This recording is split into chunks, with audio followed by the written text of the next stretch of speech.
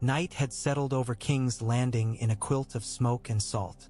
The city still stank of the day's shouting, of steel drawn too close to royalty, of oaths twisted into nooses. Yet the Red Keep carried its own weather, a climate of whispers that did not obey the sun. Lord Varys moved through it as if he had been poured there. No lantern preceded him, no escort announced him. Where other men cut through corridors like knives, the eunuch seemed to slip between the stones, pale silk brushing the rough world without ever snagging. His hands were folded neatly at his waist, fingers plump and soft as if they had never known the labor of holding anything heavier than a secret. At a turn where the passage narrowed and the walls sweated cold, a boy waited, too thin to be a page, too grimy to be a proper servant, but clean about the eyes. He did not bow. His knees would have clicked against the stone and that would have been noise. He only lifted his hand. A note, folded twice, sealed once. The wax was plain. The boy's fingertips were ink-stained, his nails bitten to the quick. Varys took it with the gentleness of a septa receiving a relic. He did not break the seal here. In these tunnels, even silence listened. He walked on until he reached a small recess where the torchlight from above fell through a crack between old stones.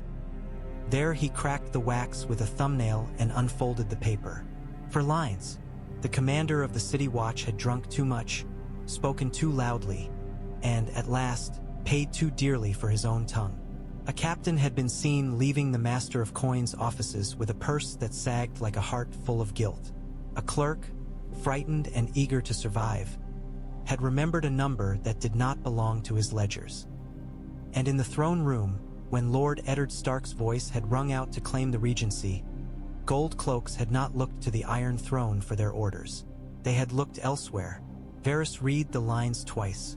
He folded the note back as carefully as if the words might bruise. Above him, somewhere in the keep, men would be drinking. Somewhere, the new king would be laughing at something cruel. Somewhere, a girl with auburn hair would be awake in a strange bed, clutching a wolf's name in her mouth like a prayer. And far below, beneath iron and stone, the Lord of Winterfell would be breathing in the dark, counting each breath as if it were a coin he could spend to buy his daughters back. Varys had always preferred the clean mathematics of power to the messy arithmetic of emotion. Yet even he could feel the realm tipping. It was not simply that a king had died. Kings died often enough. It was not even that a boy wore a crown too heavy for his narrow skull. Boys learned or they broke. It was the manner of the tilt, too sudden, too eager, too delighted in itself. Chaos with a smile. In the torchlit recess, Varys let himself close his eyes for a heartbeat. In that darkness he saw the Master of Coins' face, pretty and sharp, as a fox's, with that half-mocking lift at the corner of his mouth, as if the world were a jest told for his private amusement. Petyr Baelish did not simply survive storms. He summoned them and danced in the rain. A realm could not be built on rain. Varys returned the note to his sleeve. He continued down, deeper, until the air grew colder and the stones began to drink the warmth from his bones. The black cells were not part of the keep's grandeur. They were its belly, and they held what the realm wished to forget. A jailer in a leather jerkin sat at a table, dicing with himself. He looked up, startled, as if a ghost had learned to walk. "My lord," he began. Varys lifted a finger to his lips. The jailer swallowed his words like sour ale. Varys' smile was mild. "The hand of the king," Varys murmured, as if savoring a title that had already begun to rot. Or perhaps a knot. How swiftly the world changes. He moved past the table to a heavy door, iron-banded, a slot cut into it at eye level. The jailer rose, keys clinking with the reluctance of conscience. "Open," Varys said softly. The key turned. The door groaned inward, letting out a breath that smelled of damp straw and old blood. Inside, Lord Eddard Stark lay on a pallet. He was not asleep. The dark had taught him to listen too well. His face was bruised, his beard unkempt, his hair matted with sweat and dirt. Yet when he lifted his head, there was still something unbending in his gaze, like a sword that had not been allowed to rust. Varys, Ned said.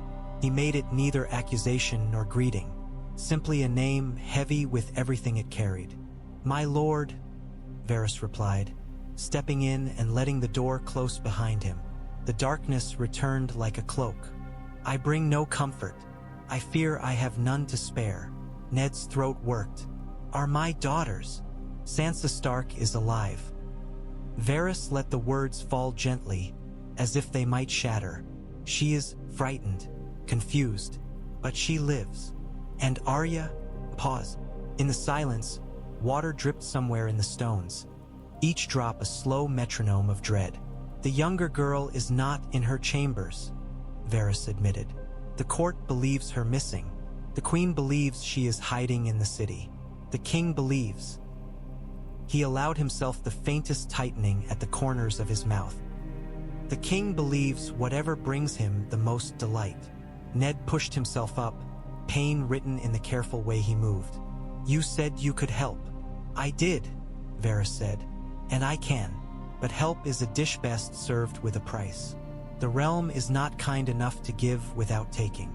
Ned's eyes were bleak. Name it. Varys hesitated, not because he feared to speak, but because words were tools and this tool would cut deep. You must live, he said at last. You must confess, and you must take the black. Ned's laugh was short and harsh. Confess to treason? Confess to something, Varys corrected, voice low. Words are wind, as the saying goes. Let yours be a wind, teach. It carries you out of this cell. Let the realm have its lie if it buys your daughters a chance. Ned's hands clenched on the edge of the pallet. His knuckles were scraped raw, as if he had tried to claw through stone. A man's honor. Honor, Varys repeated softly. Yes, a lovely thing, like a winter rose, rare and easily crushed beneath the boots of men who do not notice its beauty. Ned stared at him, and in that stare Varys felt the old chill of the north, a cold that did not come from weather but from stubbornness. Why? Ned asked. Why do you care? Varys did not say the true reasons. He folded them inside himself, where truths lived like knives. I serve the realm, he said instead, and the realm is served by your silence and your survival. Ned's gaze flicked away. In that movement was a crack, a glimpse of a father beneath the Lord. If I do this, he said hoarsely, Sansa goes free. Varys inhaled. If you do this, he said carefully, Sansa Stark remains a valuable hostage, and hostages are often kept alive, my lord, especially those who can be used. Ned's jaw tightened. You ask me to barter my honor for a chance. A chance is all any of us ever have, Varys replied. Some simply dress it in prettier words. He let the silence stretch, then added softer still. There are storms gathering, Lord Stark. Not all of them are honest. Ned's eyes narrowed. Meaning, Varys could not name Petyr Baelish here. Not yet. Meaning, Varys said, that the court has its own weathermakers. I would counsel you not to die for their amusement. Ned's mouth twisted, bitter. Amusement. Some men collect coins, Varys murmured. Some collect titles, and some collect moments when they can make the world flinch. He stepped back toward the door. Think on what I have said. The queen will soon want a spectacle. The king... A pause. The king wants blood. I will do what I can to see that he is... distracted. Ned's eyes sharpened. Distracted by what? Varys smiled faintly, the expression as gentle as a lullaby. By another kind of treason. He knocked once, softly, and the jailer opened the door. As Varys stepped out, he heard Ned's voice behind him, rough as stone. If you're lying, my lord, Varys said without turning. If I were a man who feared lies, I would have died young. The door shut. The darkness swallowed Ned again. Varys moved back up through the keep's belly. Each step was silent, each breath measured. He felt the note in his sleeve like a coal, small but hot. Petyr Baelish had taught the court to giggle at disaster, to look upon calamity as if it were a game played for entertainment. But games ended. and when they did, it was often the pieces that bled. By the time Varys reached the warmer corridors where servants hurried with trays and guards leaned on spears, his face had settled into its usual softness, his smile into its usual harmless curve. He looked like a man who had never wanted anything sharper than as. Wait. He turned a corner and nearly collided with Ser Meryn Trant. The Kingsguard knight's white cloak hung stiff, as if it hated being worn. "My lord," Trant began, contempt in his eyes. "What business do you have down there?" Varys gave him a mild look. "Merely making certain that the king's prisoners are still prisoners," he said. "It would be dreadfully embarrassing if Lord Eddard Stark were to escape." Trant snorted. "No one escapes the black cells." Varys' smile did not change. "No," he agreed, "not without help." He drifted past, leaving Trant frowning after him, and continued toward the heart of the keep, where power sat in silk and steel and imagined itself immortal. The note in his sleeve was not enough. Not yet. Petyr Baelish could wriggle out of accusations the way an eel wriggled out of hands. Words would not hold him. He must be caught with something heavier than a whisper. Varys thought of Janos Slynt's coarse laugh, his greedy eyes. Men like Slynt were stones in the road. They could be stepped on or they could be kicked aside. Either way, they could be used.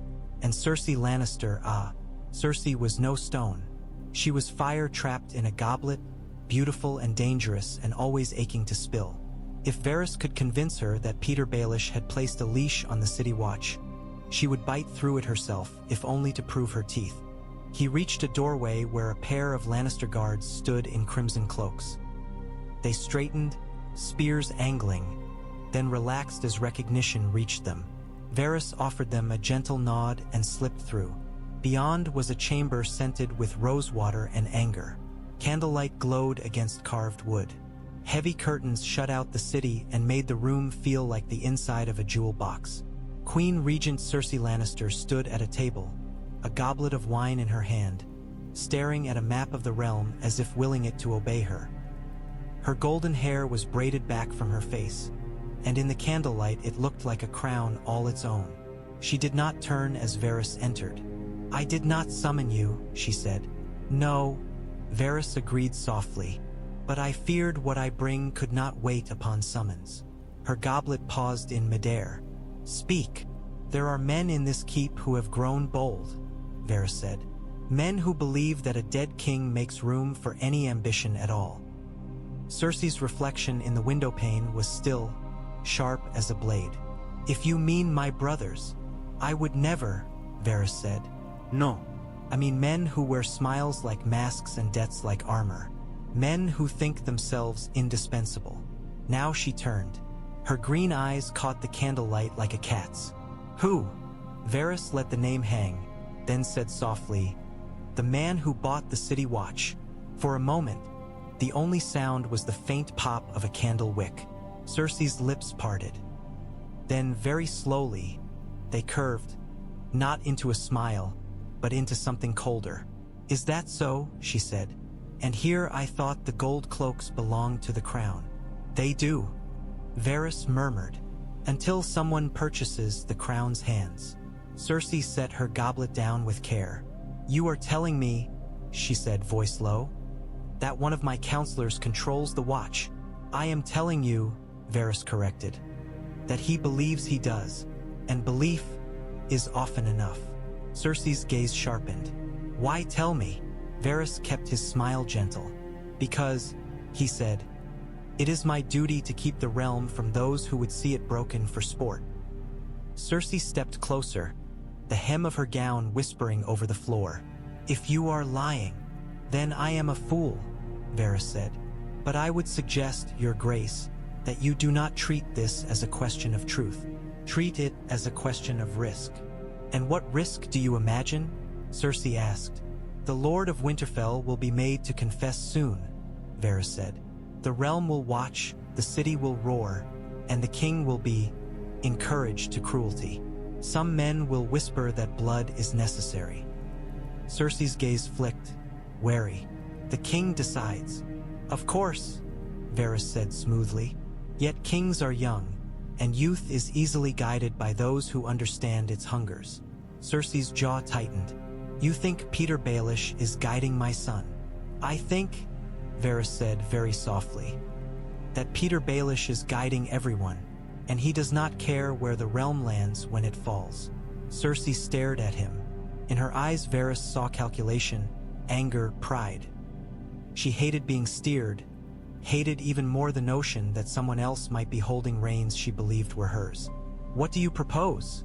She asked. Summon the commander of the city watch, Varys said. Ask him who paid him. Ask him why his men turned on Lord Eddard Stark at the throne. Ask him where the coins came from. Cersei's mouth curled. Janos Slynt will swear fealty to whoever holds the whip. Then make certain you hold it, Varys murmured. And if he lies? Then bring him to the throne and let the king see what lies cost. Cersei's eyes glittered. And what does this buy you, Lord Varys? You do not act without a reason. Varys bowed his head. It buys me a realm less likely to tear itself apart. Cersei's laugh was quiet, humorless. You speak as if you care. I care, Varys said. Because chaos is not a ladder, your grace. Chaos is fire, and even those who light it sometimes burn. For a heartbeat, the Queen Regent's expression flickered. Something like uncertainty, then pride shut it away like a door. Very well, Cersei said. Summon Slynt, and bring me proof. Not your soft words. Varys bowed. As you command. He turned to go. Cersei's voice cut after him, sharp as a thrown knife. If you are wrong, she said, I will have your head on a spike. Varys paused, then inclined his head. Your grace, he murmured. I have lived too long to mistake the direction of a blade. He left her in candlelight and anger, and returned to the corridors where the keep's heartbeat thudded behind stone. He had set the first piece in motion. The small council chamber had always seemed to Varys like an illusion dressed in oak, a room built to pretend that the realm was governed by reason and parchment, when in truth it was ruled by appetites that could not be recorded in ink. Dawn crept in through the high windows, turning dust motes into drifting gold. The candles had burned low, their wicks drowned in pools of wax. Outside, the city woke with its familiar sounds. Fishmongers shouting, cartwheels rattling, gulls shrieking like hungry children. Inside, the air tasted of old smoke and new tension. Queen Regent Cersei Lannister sat at the head of the table, spine straight, hands folded, the picture of composure if one did not look too closely at the tightness around her mouth. Grand Maester Pycelle fussed with his chain, blinking as if even daylight could not fully rouse him. Lord Varys sat in his usual place, serene as milk. And Lord Petyr Baelish lounged as if the world were his brothel, and all of them merely customers arguing over the price. He wore velvet the color of ripe plums, and a mockingbird pin glittered at his throat.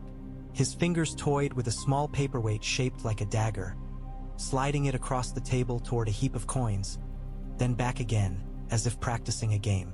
Such solemn faces, Petyr said lightly, his voice a warm drawl. One would think a king had died. Cersei's eyes cut toward him. A king has died. Ah, Petyr said, and his smile widened. And here I was hoping we might speak of happier things. Weddings, perhaps. Triumphs. New appointments. Pycelle made a small noise, somewhere between a cough and a whimper. We must speak of stability, he wheezed. The realm, Petyr echoed as if tasting the word. Yes, the realm is always so fond of being spoken for. Cersei's fingers tightened on one another. You were master of coin under Robert, she said. Tell me, Lord Baelish, how much coin does the realm have truly? Petyr's brows lifted, amused. Less than it desires, more than it deserves. And never enough for what queens imagine. Cersei's lips thinned. Your insolence. My charm, Petyr corrected. It has kept me alive this long. Varys watched them as he might watch two cats circling a piece of meat. Cersei's pride was raw from the changes of the last days, and Petyr could not resist poking at raw pride. He did it the way other men might pluck a lute string, out of habit, out of delight in the sound. He would pluck the wrong string today. "My lords," Varys said softly, and the room quieted as if even the air wished to hear. "Her Grace has asked a question that ought to concern us all. The crown's coffers, the crown's debts, and the crown's hands." Petyr's eyes flicked toward him, bright and curious. "Hands?" Varys nodded. "There has been talk," he said, "that the City Watch's loyalty is complicated." Cersei's gaze hardened. Pycelle's mouth fell open a fraction. Petyr's smile did not vanish, but it changed. "Complica. Ted," he said.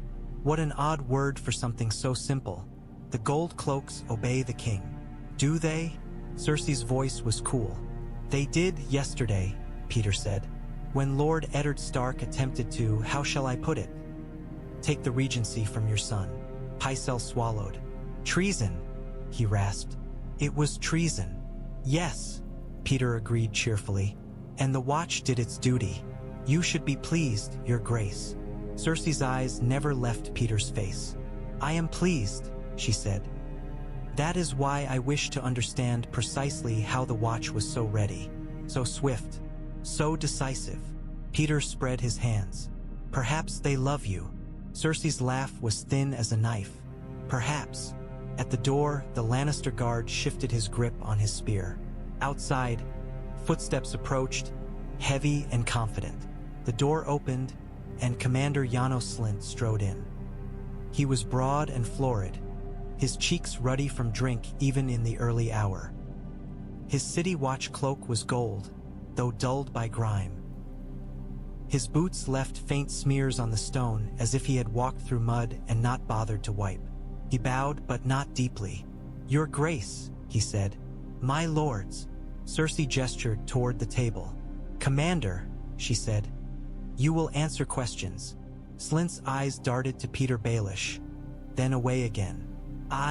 He said, cautious. Cersei leaned forward. "Yesterday, when Lord Eddard Stark spoke in the throne room, your men turned on him," she said. "Why?" Slynt scratched at his chin, feigning thought. "Because he was a traitor," he said. He named the wrong king. And you knew," Cersei pressed. "Before he spoke, you were ready." Slynt's mouth opened, then closed. He shifted his weight.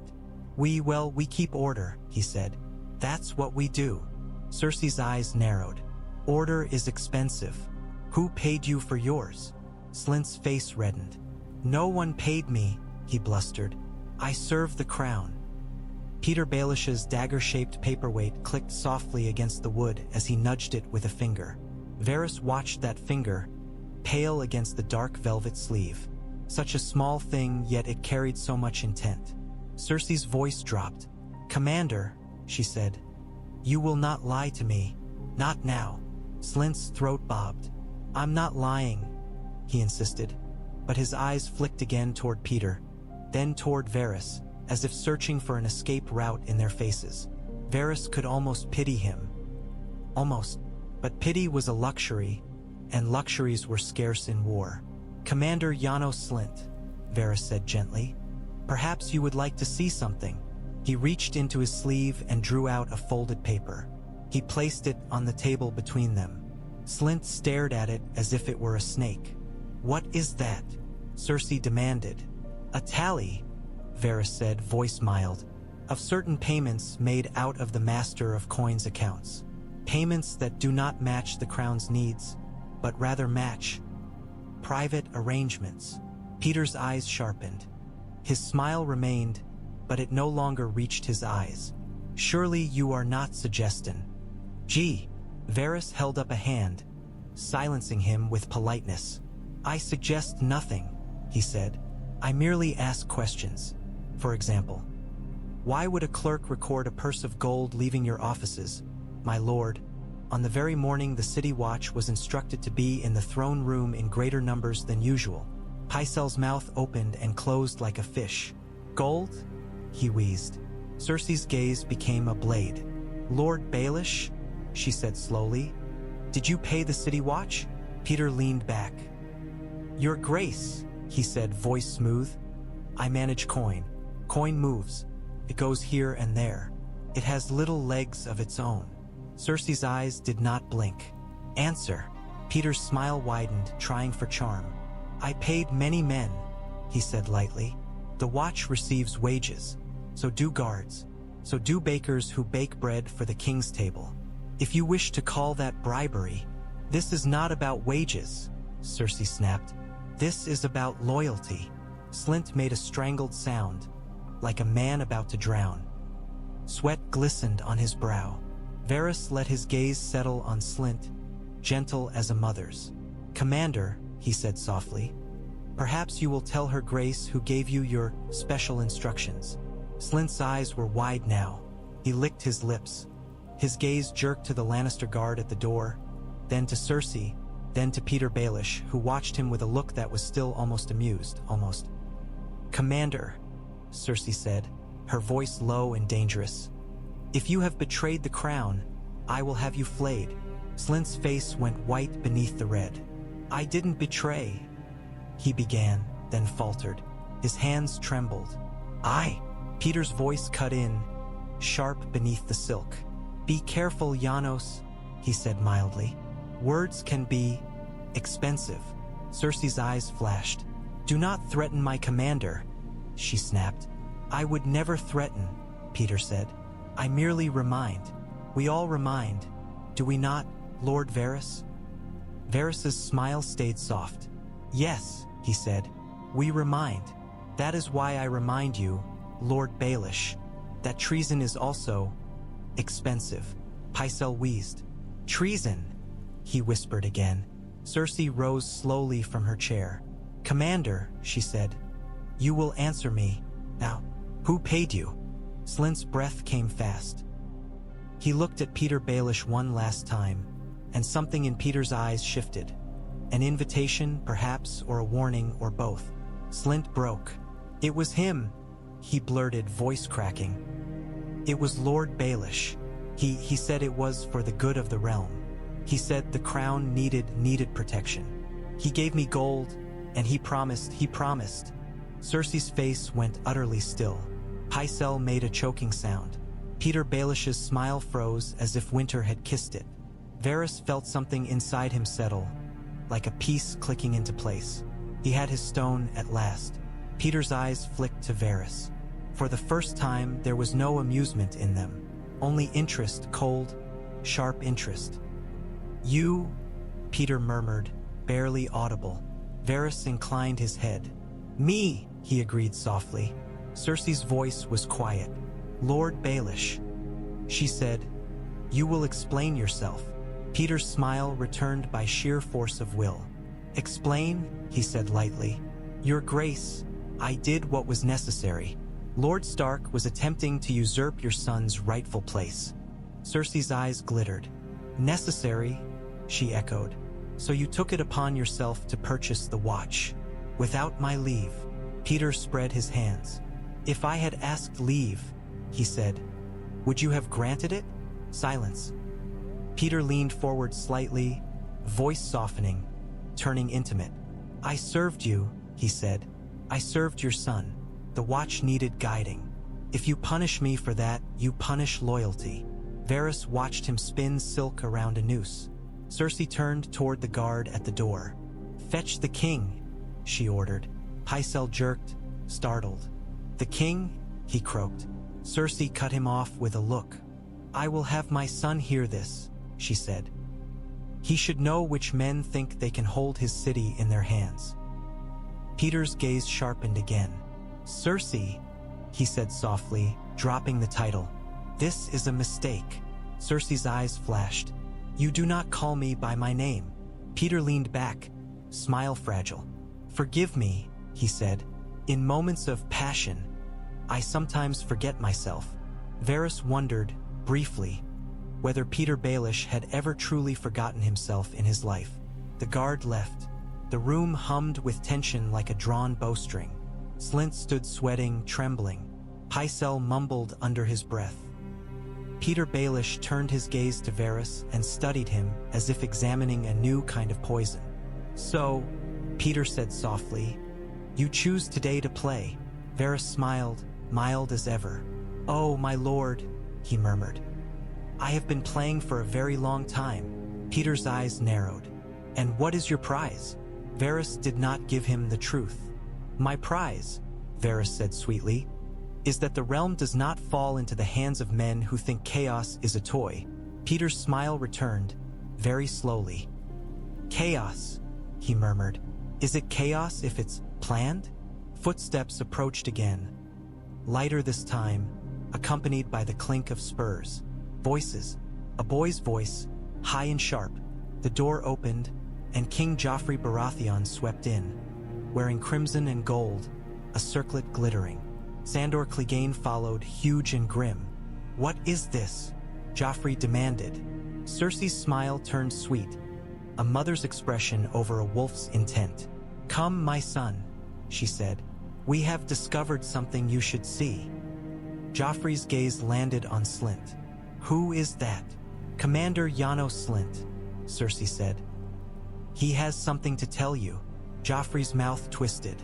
If he's done something wrong, hang him, he said briskly. Petyr Baelish's voice slid in, smooth. Your Grace, he said, bowing.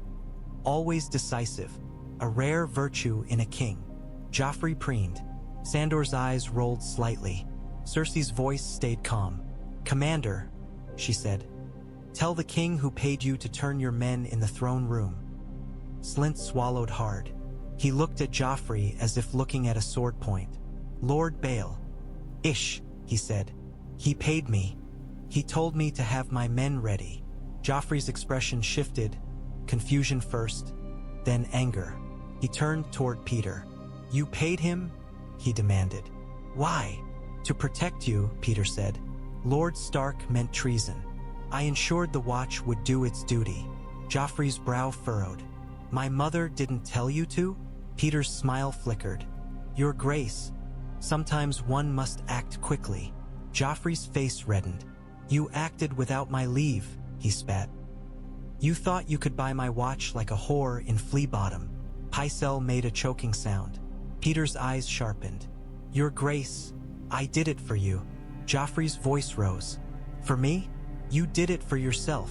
Cersei stepped closer, guiding him. He thought he could hold your city in his pocket, she murmured. He thought himself indispensable. Joffrey's mouth twisted with disgust. Indispensable, he echoed.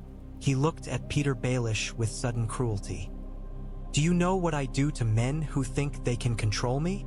Petyr bowed again, still smiling, but thinner. Your Grace. Seize him, Joffrey barked. For a heartbeat, no one moved. Petyr's gaze flicked toward the door, toward where gold cloaks might have been waiting once. Cersei had been ready. 2 Lannister guards stepped in. Petyr's smile held. This is foolish, he said. If you remove me, who will keep your coffers full? Who will? I'll find someone who doesn't buy my city behind my back, Joffrey snapped. Take him. The guards advanced. Petyr stood slowly, no longer easy. His hand drifted toward the dagger-shaped paperweight, then stopped. Varys watched, serene. The trap had sprung. Petyr's eyes met Varys's, a question sharp and offended, almost admiring. Varys answered with a smile.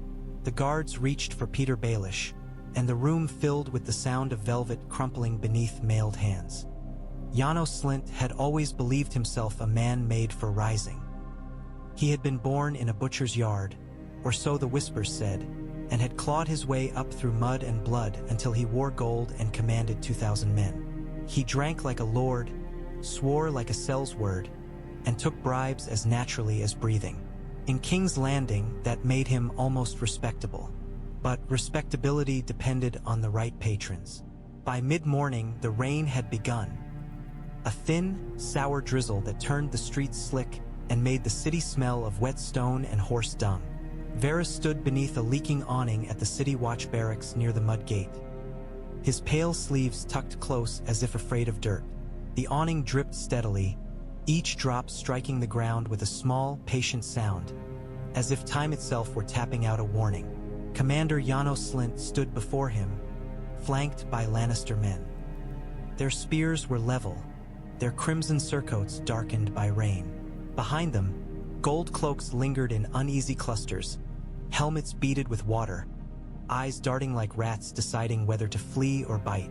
Slynt's cheeks were red, but not with drink. His breath came quick. He tried for bluster, but the rain seemed to wash it off him. "What is this?" he demanded. "Hauling me out like some common thief. I serve the king." "You serve yourself," one of the Lannister men said, voice flat. Slynt bristled. "I serve, Commander," Varys said softly, and Slynt's voice died as if cut. Varys held a small ledger open in his hands. The ink was neat, the numbers were clean. Money captured on paper looked so innocent. "You have received payments," Varys said. "Large ones, unusual ones, and not from the crown." Slynt's eyes flicked to the ledger and away again. "What payments?" he snapped. "I get my wage." Varys tilted his head slightly. "Do you?" he murmured. "Your wage is generous, certainly, yet it does not explain the new townhouse your wife has been eyeing, nor the rings you bought your eldest, nor the purse your captain there received yesterday morning." At that, one of the gold cloak captains stiffened. He clutched a heavy purse at his side, fingers tight. Slynt's face went blotchy. "You don't know what you're talking about," he said, but his voice lacked conviction. "I know," Varys replied, "that men who buy loyalty rarely stop at one purchase, and I know that the Queen Regent does not like to be purchased." Slynt swallowed. "I didn't purchase her," he blurted, then flinched. Varys' smile was mild. "No," he agreed. "You were purchased." Slynt's hands trembled. "Lord Baelish," he began, then stopped. "Lord Petyr Baelish has many talents," Varys said. "He knows which men desire coin, which desire titles, which desire women. He is very good at giving men what they want." Slynt's lips pulled back from his teeth. "He promised me Harrenhal," he spat. "Promised me a lordship. Said once the Stark was dealt with, the king would." "The king," Varys interrupted gently, "does not promise you anything, Commander. And now Lord Baelish cannot promise you anything either." Slynt's eyes widened. "What do you mean?" "Lord Baelish has been seized," Varys said softly, "by order of King Joffrey Baratheon." For a heartbeat, Slynt looked almost relieved. Then the relief curdled into terror. If Petyr Baelish was gone, then the shadow that had covered Slynt had vanished, leaving him naked beneath the Queen's gaze. "He'll wriggle out," Slynt muttered. "He always wriggles out." "Perhaps," Varys said, "but you will not." Slynt's breath hitched. "I didn't do nothing wrong," he said desperately. "I kept order. I did what the council needed." "The council needs a scapegoat," Varys murmured. "Someone the king can punish to prove he is strong. Someone the queen can point to and say, 'See, I have cleansed the court.' A man with a butcher's birth and a greedy tongue. Fits very neatly, Commander." Slynt's face went ashen. "No," he whispered. "No, you can't." "Oh, I can," Varys said, still soft. "And so can she." Slynt's eyes darted, frantic. "What do you want?" he hissed. "Gold? I can get you gold." "I do not want your gold," Varys said. "I want your truth." Slynt's mouth worked. "Truth gets men killed. Lies get them killed too," Varys murmured, "often more painfully." Slynt's shoulders sagged slightly. "I already told the Queen," he said hoarsely. "In the council chamber. I said Baelish paid me." "Yes," Varys said. "And you will say it again, publicly if need be, clearly, without embellishment." Slynt's eyes narrowed. "Without mention," Varys agreed. "Of who else spoke to you? Without mention of other arrangements you may have made. Without mention of debts you may carry." Slynt stared at him. "You want me to keep your secrets?" "I want you to keep your head," Varys said. "And if I do?" Slynt whispered. "If you do," Varys said, "then perhaps the Queen will be satisfied with stripping you of command." Perhaps you will live. Perhaps you will even be sent to the wall, where men like you can learn new definitions of honor." Slynt's face twisted with disgust. "The wall," he spat. "That's a death sentence." "Many sentences are," Varys said. "Some are simply slower." Slynt looked toward his men, the gold cloaks watching, uncertain. He had thought them his. He had thought coin bought iron. But iron had its own loyalty to whoever held the sharper threat. His shoulders slumped. "All right," he muttered. "All right, I'll say what you want." Varys nodded, satisfied. "Good," he murmured. "And Commander, one more thing." Slynt's eyes flicked up, wary. "The king will want a spectacle," Varys said. "He will want someone to punish, someone to bleed. If you give him Lord Baelish cleanly, if you paint him as the sole architect of your betrayal, then the king's hunger may be satisfied. He may not look for other meat." Slynt swallowed, understanding dawning like nausea. "You're feeding him," he whispered. "We all feed someone," Varys murmured.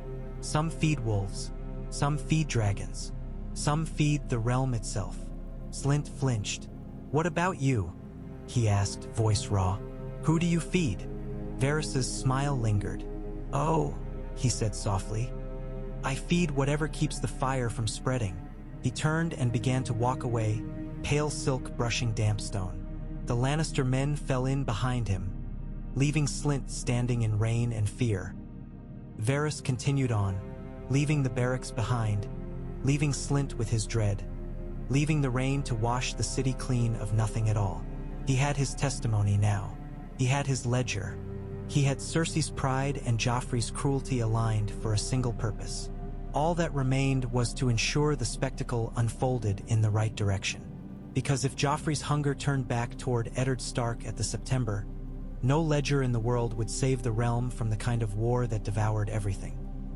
Varys' slippers made no sound as he returned to the Red Keep, but in his mind he could already hear the roar of the crowd that would gather at Baelor's steps.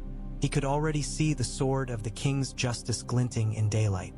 He could already feel the realm trembling, waiting to see which way the blade would fall. In the black cells, time did not flow. Sept, Lord Eddard Stark had always measured his days by duty. Sunrise patrols on Winterfell's walls, judgments in the Great Hall, the slow turning of seasons in a land that worshipped winter as if it were a god. Here, beneath the Red Keep, there were no seasons. There was only damp, darkness, and the occasional footstep in the corridor that might mean food, or might mean the end. When Varys returned, he brought a small candle lantern, and its light made the walls look close enough to touch. The flame trembled, casting shadows that wriggled like living things. Ned's wrists were raw where the chains had rubbed. Bruises marked his cheekbone and jaw, yellowing at the edges. He sat upright on the straw, spine stiff, as if refusing even the straw's comfort. "You've come again," Ned said. His voice was hoarse, but steadier than it had any right to be. Varys set the lantern down carefully, as if the stone might be offended by carelessness. He lowered himself into a crouch near the iron door, keeping a respectful distance. He did not like to be too near men in cages. It reminded him of how easily any man could become one. "I have," he said softly, "because the hour grows close." Ned's eyes did not leave him. "Is Sansa alive?" Varys said. "Still in the castle, still watched, still hopeful in the way that only the young can be, even when hope is a knife." Ned's throat tightened. "Arya?" Varys' smile faded a fraction. "No word," he admitted, "but I have sent men to look." Quietly, Ned's hands clenched, then loosened. He forced himself to breathe. "You said I must confess," he said. "Yes," Varys replied. "And take the black." Ned stared at him. "They will not let Sansa go." "No," Varys said, honest now. "Not yet, but if you die, she becomes less valuable. And less valuable hostages have a habit of suffering." Ned's face tightened, and for a moment Varys saw the Northern Lord's fury flare, hot and helpless in the cold dark. "You speak of my daughter as if she were coin," Ned said. In this city, Varys murmured, everything is coin. Ned exhaled, long and slow, as if pushing something heavy out of his chest. If I confess, he said, I stain my name. I give the Lannisters a lie to wave over the realm. The realm already believes what it is told, Varys said. Most peasants cannot read. Most lords only read what suits them. Ned's jaw clenched.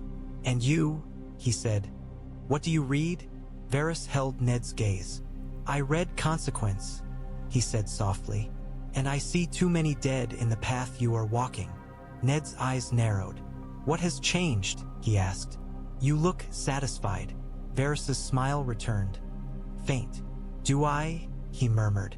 Perhaps it is only that I have less fear of one particular storm. Ned leaned forward slightly, chains clinking faintly. Littlefinger, he said. Varys did not answer immediately. Above them, far off, bells began to ring slow, measured. Petyr Baelish has been seized, Varys said at last. Ned's eyes widened a fraction. Seized, he repeated. By whom? By order of the king, Varys said. Prompted by the queen. Ned stared, as if trying to fit the words into his understanding of the court. He turned on me, he said. He sold me. Why would they seize him? Because, Varys said gently. He made the mistake of thinking he could hold the crown city in his own hands. The queen does not like that kind of presumption. Ned's mouth twisted. And you? Varys' smile remained soft, but his eyes were watchful. I do not like storms that cannot be predicted, he said.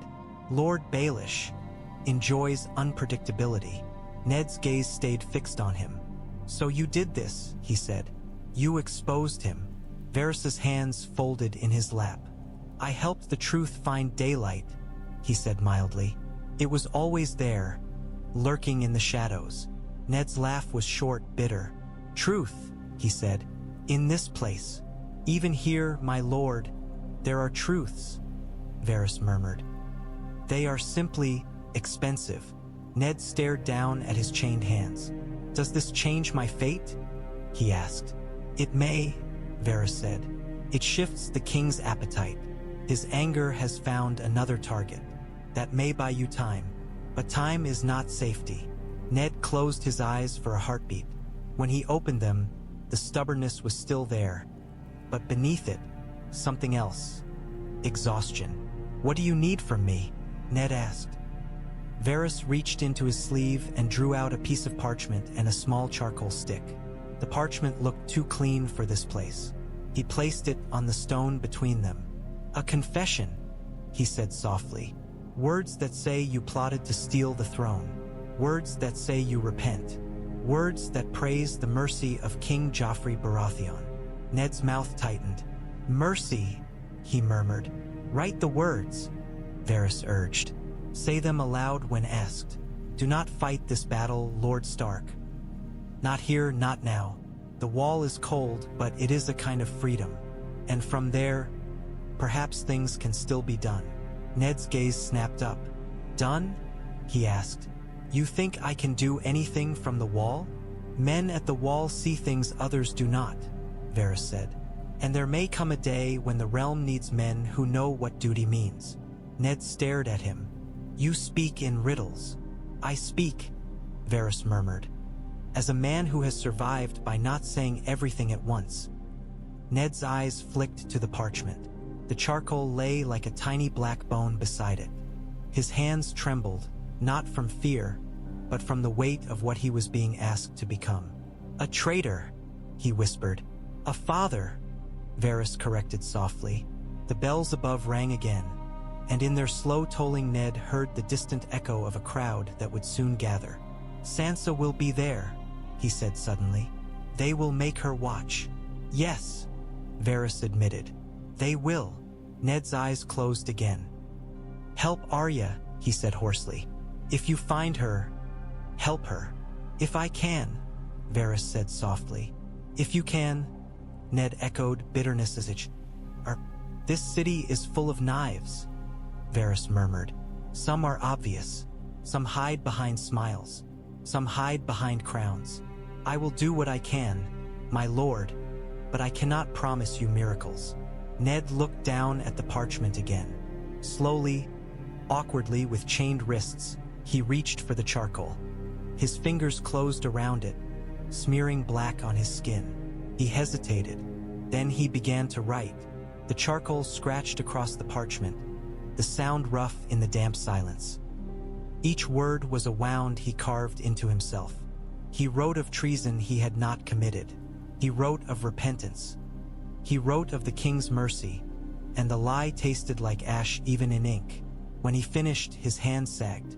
The charcoal fell from his fingers and rolled slightly on the stone, leaving a small black trail. Varys picked up the parchment, careful not to smudge the writing. He read it once, then nodded. "This will do," he murmured. Ned's voice was barely more than breath. "And Baelish?" he asked. Varys hesitated, then said softly, "Lord Baelish will not trouble you again." Ned's eyes sharpened. "That is not an answer." Varys' smile was faint. "It is as much answer as the realm requires." Ned's gaze held him.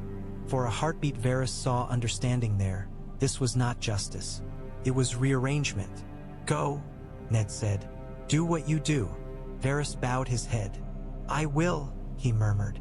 He rose, took up the lantern, and knocked softly on the door. The jailer opened it. Light spilled in from the corridor, harsh compared to the candle's gentle glow. As Varys stepped out, he heard Ned's voice behind him, low and fierce. "Remember," Ned said, "if you can, help my girls." Varys paused. His hand rested for a moment on the door's iron, cold against his palm. "I will remember," he said softly.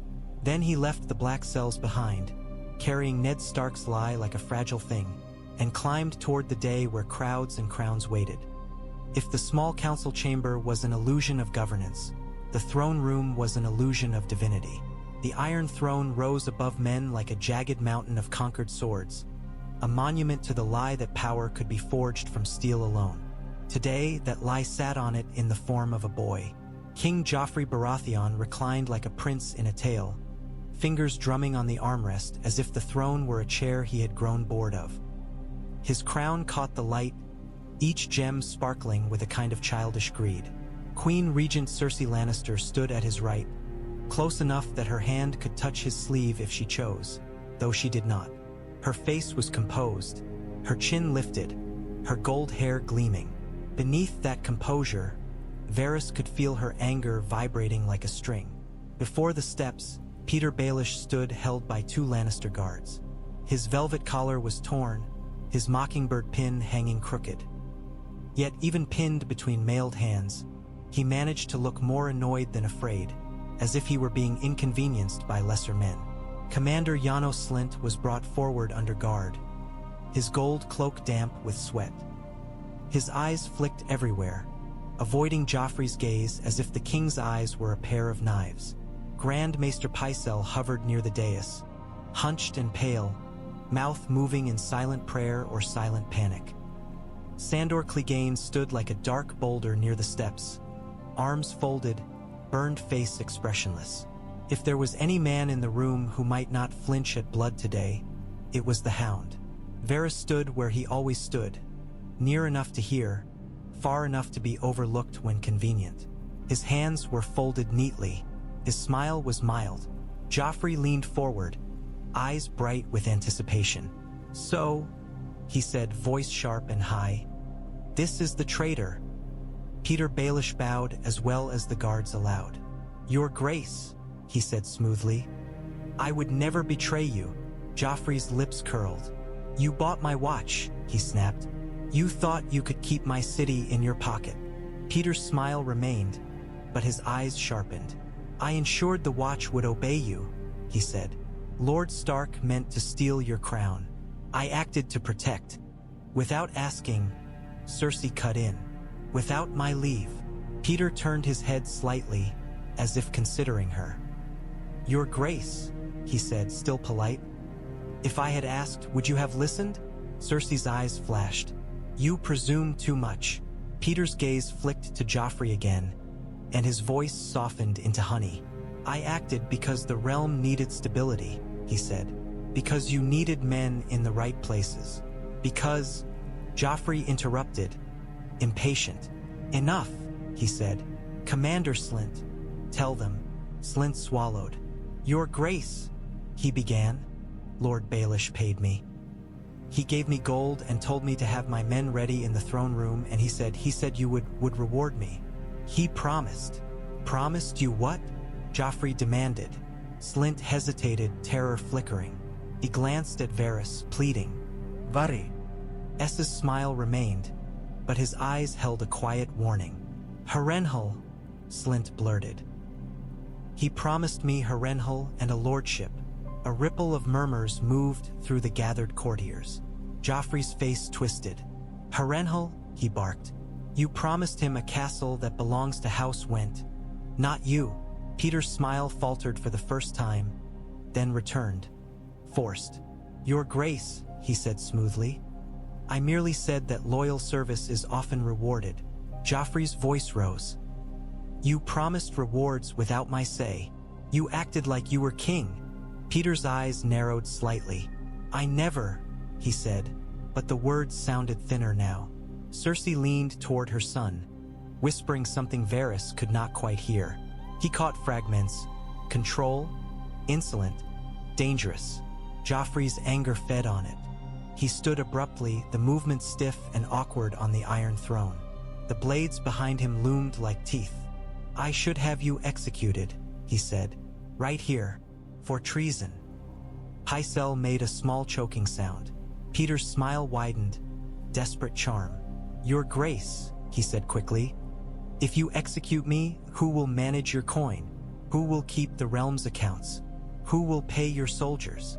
Joffrey sneered. "My mother will find someone else." Petyr's gaze flicked, calculating. "Lord Tywin Lannister." Cersei's eyes flashed. "Do not speak my father's name as if you command him," she snapped. Petyr's mouth tightened. "Then perhaps," he said, voice turning softer, "you would consider what I know, what I have done, how many debts I have arranged, how many men I have paid to keep the city calm." Joffrey's eyes glittered. "You think you're important," he spat. Petyr's smile returned. "I am useful," he said lightly, "and useful men are not easily replaced." For a heartbeat, the room held its breath. Then Varys spoke.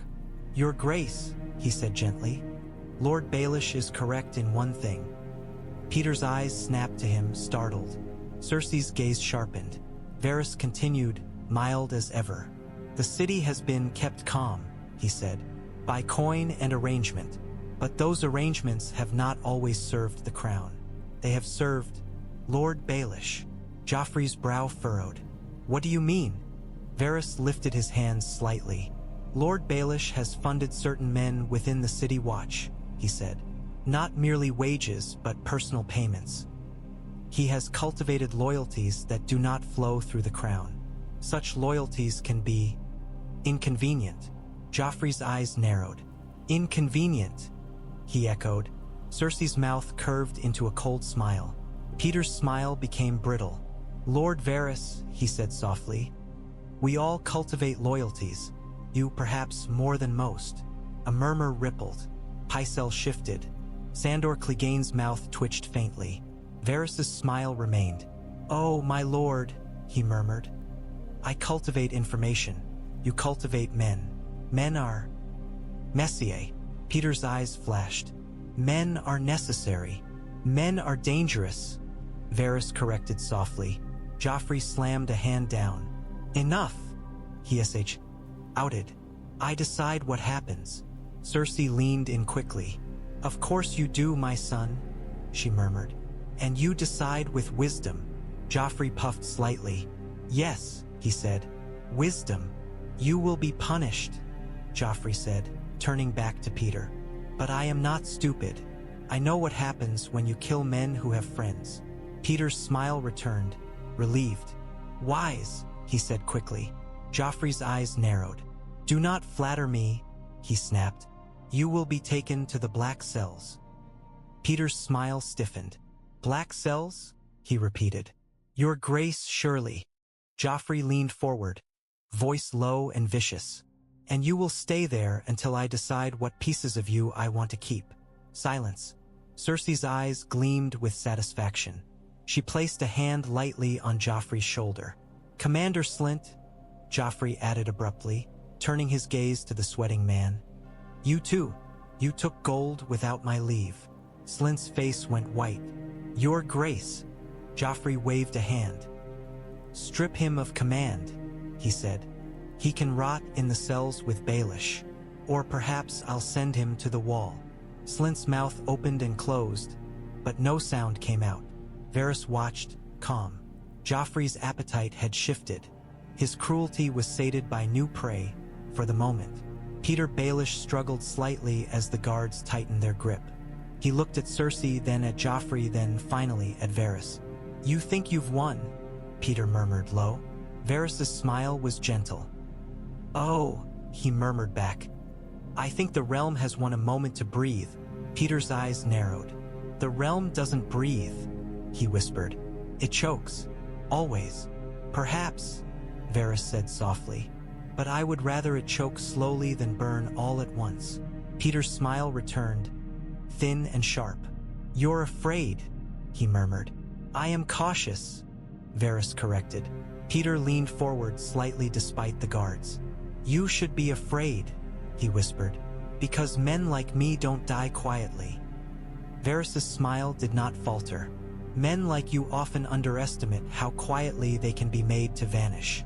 For a heartbeat, Petyr's eyes widened, just a fraction. Then the guards hauled him back. Joffrey watched, delighted. Take him away, he ordered. The guards dragged Petyr Baelish toward the doors. The courtiers parted like water. Petyr's boots scraped on the stone, and the sound echoed. As he passed Sandor Clegane, the hound's eyes met his briefly. Sandor's expression did not change, but something in his gaze suggested a simple truth. In this castle, anyone could become prey. Petyr Baelish's smile flickered again, and for the first time it looked like fear. Then the doors closed behind him, swallowing him into the keep's depths. Joffrey sat back on the Iron Throne, satisfied. Cersei's face remained composed. Pycelle exhaled shakily. Slynt stood trembling. Varys remained still, hands folded, smile mild. Outside, the city continued to wake. The rain eased. The bells of the September rang again, slow and steady. The day of spectacle drew near. Rock. And somewhere deep beneath the Red Keep, a mockingbird was caged. The black cells did not welcome new guests. They swallowed them. Petyr Baelish was accustomed to rooms that admired him. Brothels with warm lamplight and silk curtains. Council chambers where men pretended not to need him while secretly begging his coin. Even the throne room, jagged and cold, had always felt like a stage he could stride across with ease. Here there was no stage, only stone. The corridor was narrow, lit by torches that spat and smoked. Dampness clung to everything, seeping into cloth and skin. Water dripped from the ceiling in slow, indifferent drops that struck the stone and shattered. Guards shoved Petyr forward. His velvet was dirty now, damp at the hem. His hair had come loose from its careful styling, strands plastered against his forehead.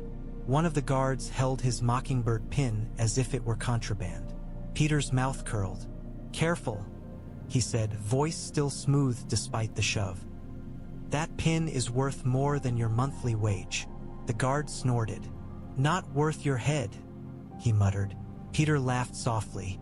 My head, he said. Yes, many men have wanted it. Few have managed. They stopped before a cell door. The jailer lifted his keys, hands shaking slightly. Not because he feared Petyr Baelish as a man. Petyr was unarmed, bound. But because the jailer knew what it meant when the crown threw highborn men into the keep's belly. It meant the weather above had changed. Varys stood just beyond the door, pale silk glowing faintly in torchlight. His hands were folded, his expression gentle. He looked like a priest waiting to offer comfort. Petyr's eyes snapped to him. You, he said softly, and there was no humor in it now. Varys inclined his head. "My lord," he murmured. "What an unfortunate turn." Petyr's smile returned, brittle. "Unfortunate," he echoed. "Is that what you call it when you shove a man into a pit and smile down at him?" "Oh," Varys said softly. "I do not shove. I merely arrange." Petyr leaned forward as far as the guards allowed. "Why?" he hissed.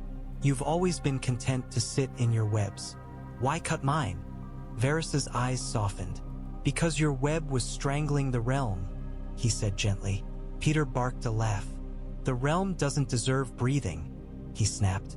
"It deserves what it gets. Lords playing at honor while their small folk starve. You care about that?" Varys's smile was faint. "I care," he said, "because chaos is difficult to control." Petyr's gaze sharpened. "Control," he said. "There it is." The guards shoved him again, hard. Petyr stumbled, catching himself with a grunt. Water dripped onto his boot, darkening the leather. "Enough," one guard growled. "In." The jailer unlocked the door. It groaned open like a mouth. Inside, darkness waited. Straw, damp and foul. Iron rings in the wall. The smell of old fear. Petyr Baelish paused at the threshold, eyes flicking, taking it in as if studying a new board. His smile returned, small and sharp. "A charming room," he said lightly. V stayed in worse. They shoved him in. The door slammed. The lock clicked. Final. For a moment, there was only Petyr's breathing, the drip of water, the torch's hiss outside the bars. Petyr stepped closer to the door, hands curling around the iron. "You can't keep me here," he called softly. "I have friends, debts owed, men in the city who'll come running." Varys remained outside, serene. "Do you?" he asked gently. Petyr's eyes narrowed. "You think you've cut me off," he said. "You haven't. The city is mine as much as theirs. I built it piece by piece." Varys's smile was mild. "You built leverage," he corrected. "But leverage requires a fulcrum. You have lost yours." Petyr's fingers tightened on the bars. "Cersei will regret this," he spat. "She needs me. The crown is in debt. The treasury," Varys murmured, "is a problem for tomorrow." Petyr's gaze sharpened. "And what about you?" he demanded. "You think you're safe? You've shown her you can bite." "She'll fear you." Varys's smile did not change. "Perhaps," he said softly, "but fear is a useful thing. It keeps men cautious." Petyr barked a low laugh. "You're not cautious," he hissed. "You're ambitious." Varys's eyes softened. "Ambition," he murmured, "is a word men use when they do not understand necessity." Petyr leaned closer. "Tell me," he said, voice dropping, "was it you who warned Ned Stark? Was it you who sent him to me like a lamb to a butcher?" Varys's smile remained. "Lord Stark made his own choices," he said gently. Petyr's mouth twisted. "He trusted," he spat. "Trust is weakness, and weakness should be punished." Varys looked at him. "Weakness," he murmured, "is thinking the world exists to amuse you." Petyr's eyes flashed. "I amused myself," he said. "No one else ever did." There it was, buried beneath the charm and mockery. A rawness, an old wound. Varys's voice softened again. "You have always wanted to rise," he said. "But you forget that when you climb too fast, you shake the ladder." Petyr's smile returned, thin. "The ladder holds," he said. "It always holds. Not when the rungs are made of bone," Varys murmured. Petyr stared, then laughed, a harsh sound in the damp dark. "You think you can kill me," he said. "Do it then. Be honest. Don't leave me rotting like some rat." Varys did not answer immediately. He listened to the drip of water. Then he said softly, "I do not wish you a martyr's death." Petyr's laugh died. "Then what?" "Then," Varys murmured, "you may simply disappear." Petyr's fingers tightened until his knuckles went pale. "You can't," he whispered. "Men disappear every day in King's Landing," Varys said softly. Sometimes the crown notices. Sometimes it does not. Petyr's voice turned sharp, desperate. If you kill me, you lose what I know. You lose. I lose, Varys interrupted gently. The source of much disorder. I lose a Stormmaker. Petyr stared at him, and for the first time his confidence cracked wide enough T. Oh, show fear behind it. You're making a mistake, he whispered. Perhaps, Varys said, but I would rather make a mistake that buys the realm a chance than allow you to make choices that guarantee its ruin. Petyr's voice rose, anger trying to smother fear. Ruin, he spat. The realm is already ruined. Varys' smile faded a fraction. No, he said softly, but it makes it survivable. Petyr's mask snapped back into place. He lifted his chin and smiled. Fine, he said lightly. Leave me here. I'll wait. Cersei will come crawling back. Joffrey will get bored. And you will have made an enemy who has nothing left to lose. Varys' smile was mild. Enemies, he murmured, are inevitable. He turned away, silk whispering against stone. The jailer followed, keys clinking softly. Behind him, Petyr Baelish called out, voice bright with forced amusement. Do tell me one thing, Lord Varys, he said. When you look at that boy on the Iron Throne, do you truly believe you can steer him? Varys paused, just long enough that Petyr might think he had struck true. Then Varys said softly, without turning, no. He walked on. Petyr's laughter echoed faintly in the corridor, a sound that tried to pretend it was not fear. Varys did not look back. Above, the bells of the September rang again. The day of spectacle approached, and Varys had to make certain the blade fell where he needed it to fall. Not on Eddard Stark's neck, but somewhere else entirely. The September of Baelor loomed over King's Landing like a promise and a threat. Its pale stone seemed almost clean in the city's grime, as if the gods themselves had scrubbed it. The steps were broad, designed for kings to ascend in glory, or for traitors to be displayed in shame. Today they were slick with damp. The rain had eased into mist, and the overcast sky poured thin light down on the crowd, making faces look pale and hungry. Small folk packed the square. They pressed close, shoulder to shoulder, the smell of sweat and wet wool rising like breath from an animal. Gold cloaks formed a ring, spears angled. On the steps, above the mass of bodies, stood the court, silk and steel, bright against the gray day. Lord Eddard Stark was brought out in rough gray, hands bound. He looked thinner than when he had last stood in the throne room. The bruises on his face had faded to sickly yellow. His hair and beard were unkempt. Yet when he lifted his head, his eyes were clear. He walked as if each step were a duty. Sansa Stark stood near Queen Regent Cersei Lannister, her auburn hair braided and pinned like a proper lady's. She wore a rich gown in Lannister crimson, as if cloth could claim her. Tears tracked down her cheeks, and she did not wipe them away. Her hands were clenched so tight her knuckles were white. Cersei's face was composed, lips faintly curved, eyes cold. She held Sansa close like a piece of jewelry. Valuable, decorative, owned. King Joffrey Baratheon stood on the raised platform above, wearing gold and crimson, his crown glittering even under the clouded sky. He looked down at the crowd as if he were looking at a feast laid out for him. Beside him stood Ser Island Payne, the king's justice, silent as a tomb. He held the great sword that had taken heads for kings before Joffrey had learned to read. The blade looked too big for the boy's world. Sandor Clegane stood close to Joffrey, huge and dark in his armor, his burned face set in a grim mask. His eyes flicked over the crowd, then back to the king, watchful. Varys stood among the courtiers, pale and calm, hands folded. He watched the scene as one might watch a knife hovering over meat, waiting to see where it would cut. A Septon stepped forward and began to speak, voice carrying in practiced tones. He spoke of treason, of mercy, of the gods' justice. The crowd muttered and shifted, hungry for the moment when words would turn into something sharper. Ned was brought to kneel.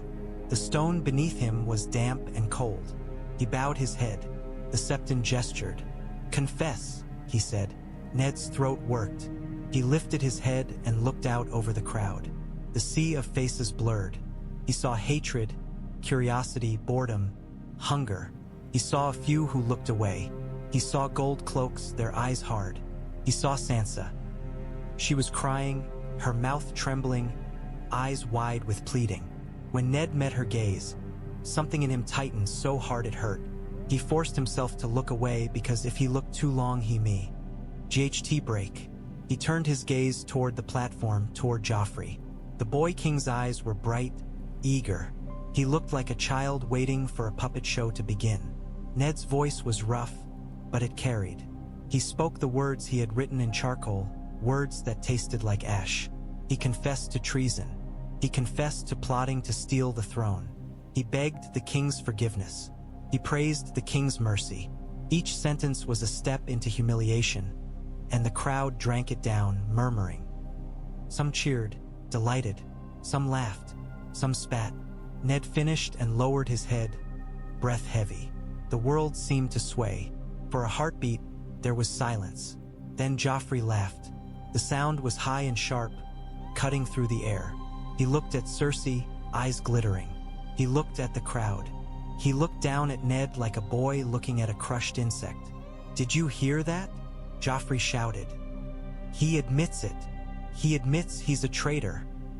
The crowd roared, some in approval, some simply because roar was what crowds did. Sansa's sob turned into a gasp. She clutched at Cersei's sleeve, desperate. "Please," she whispered. "Please, your grace, he did what you asked. Please." Cersei's hand closed around Sansa's wrist, not gentle. Her eyes remained on her son. "Be silent," she murmured through a smile. Joffrey lifted a hand, and the roar faded enough for him to speak. He drew himself up, trying to look like a king. His cheeks were flushed with excitement. "My mother and my council have asked me to show mercy," he said. "They have asked me to send Eddard Stark to the wall to take the Black." Sansa's breath hitched. Hope flared so violently it almost hurt to watch. Joffrey paused, savoring the moment. His eyes flicked to Ned, then to the sword in Ser Island's hands, then back to the crowd. "And I am merciful," he said. "I am a good king." He glanced sideways toward Sandor Clegane. Sandor's face did not change. Joffrey continued, louder, "So I will spare him." A roar went up again, mixed. Some cheers, some disappointed groans. Sansa let out a broken sob of relief. Her knees nearly buckled. Ned's eyes lifted. For a moment he looked stunned. Then the stiffness returned, and he bowed his head again, accepting. Joffrey's lips curled, and Varys saw it, the subtle cruelty beneath the mercy. Joffrey had not spared Ned out of compassion. He had spared him because sparing him let Joffrey feel powerful. It let him play with Sansa's hope like a cat with a mouse. It let him imagine himself wise. And Varys felt the quiet satisfaction of it. Joffrey's appetite had been fed elsewhere. Petyr Baelish's fall had given Joffrey a new notion of enemies and control. The boy was still fire, but for today the flame was pointed away from Ned's neck. Joffrey lifted his chin. "He will go to the wall," he announced. "He will freeze and remember what it means to betray his king." He turned abruptly toward Sansa, eyes gleaming. "And you," he said, "will remember what it means to obey." Sansa flinched as if struck. Cersei's smile remained. She squeezed Sansa's wrist, tight enough to bruise. "Your king is merciful," she murmured. On the platform, Ser Island Payne stood unmoving, the great sword still in his hands, still hungry. For a heartbeat, Varys imagined the blade falling anyway. Imagined Joffrey's whim snapping like a twig and turning mercy into blood. The thought made his stomach tighten, but it did not happen. Instead, Joffrey waved a hand. "Take him away," he shouted. "Send him to the wall." Gold cloaks moved forward. Ned rose slowly, stiff, and let them take him. His gaze flicked once more to Sansa. His eyes softened for the briefest heartbeat. Then he was dragged down the steps and into the crowd's roar, swallowed by bodies and mist. Sansa sobbed, relief and grief tangled together. She sank slightly, and Cersei held her upright like a doll. Varys watched, calm. The realm had teetered. It had not fallen today. Yet he could feel the tremor continuing beneath the stone. Mercy did not heal the wound that had been cut. It merely delayed infection.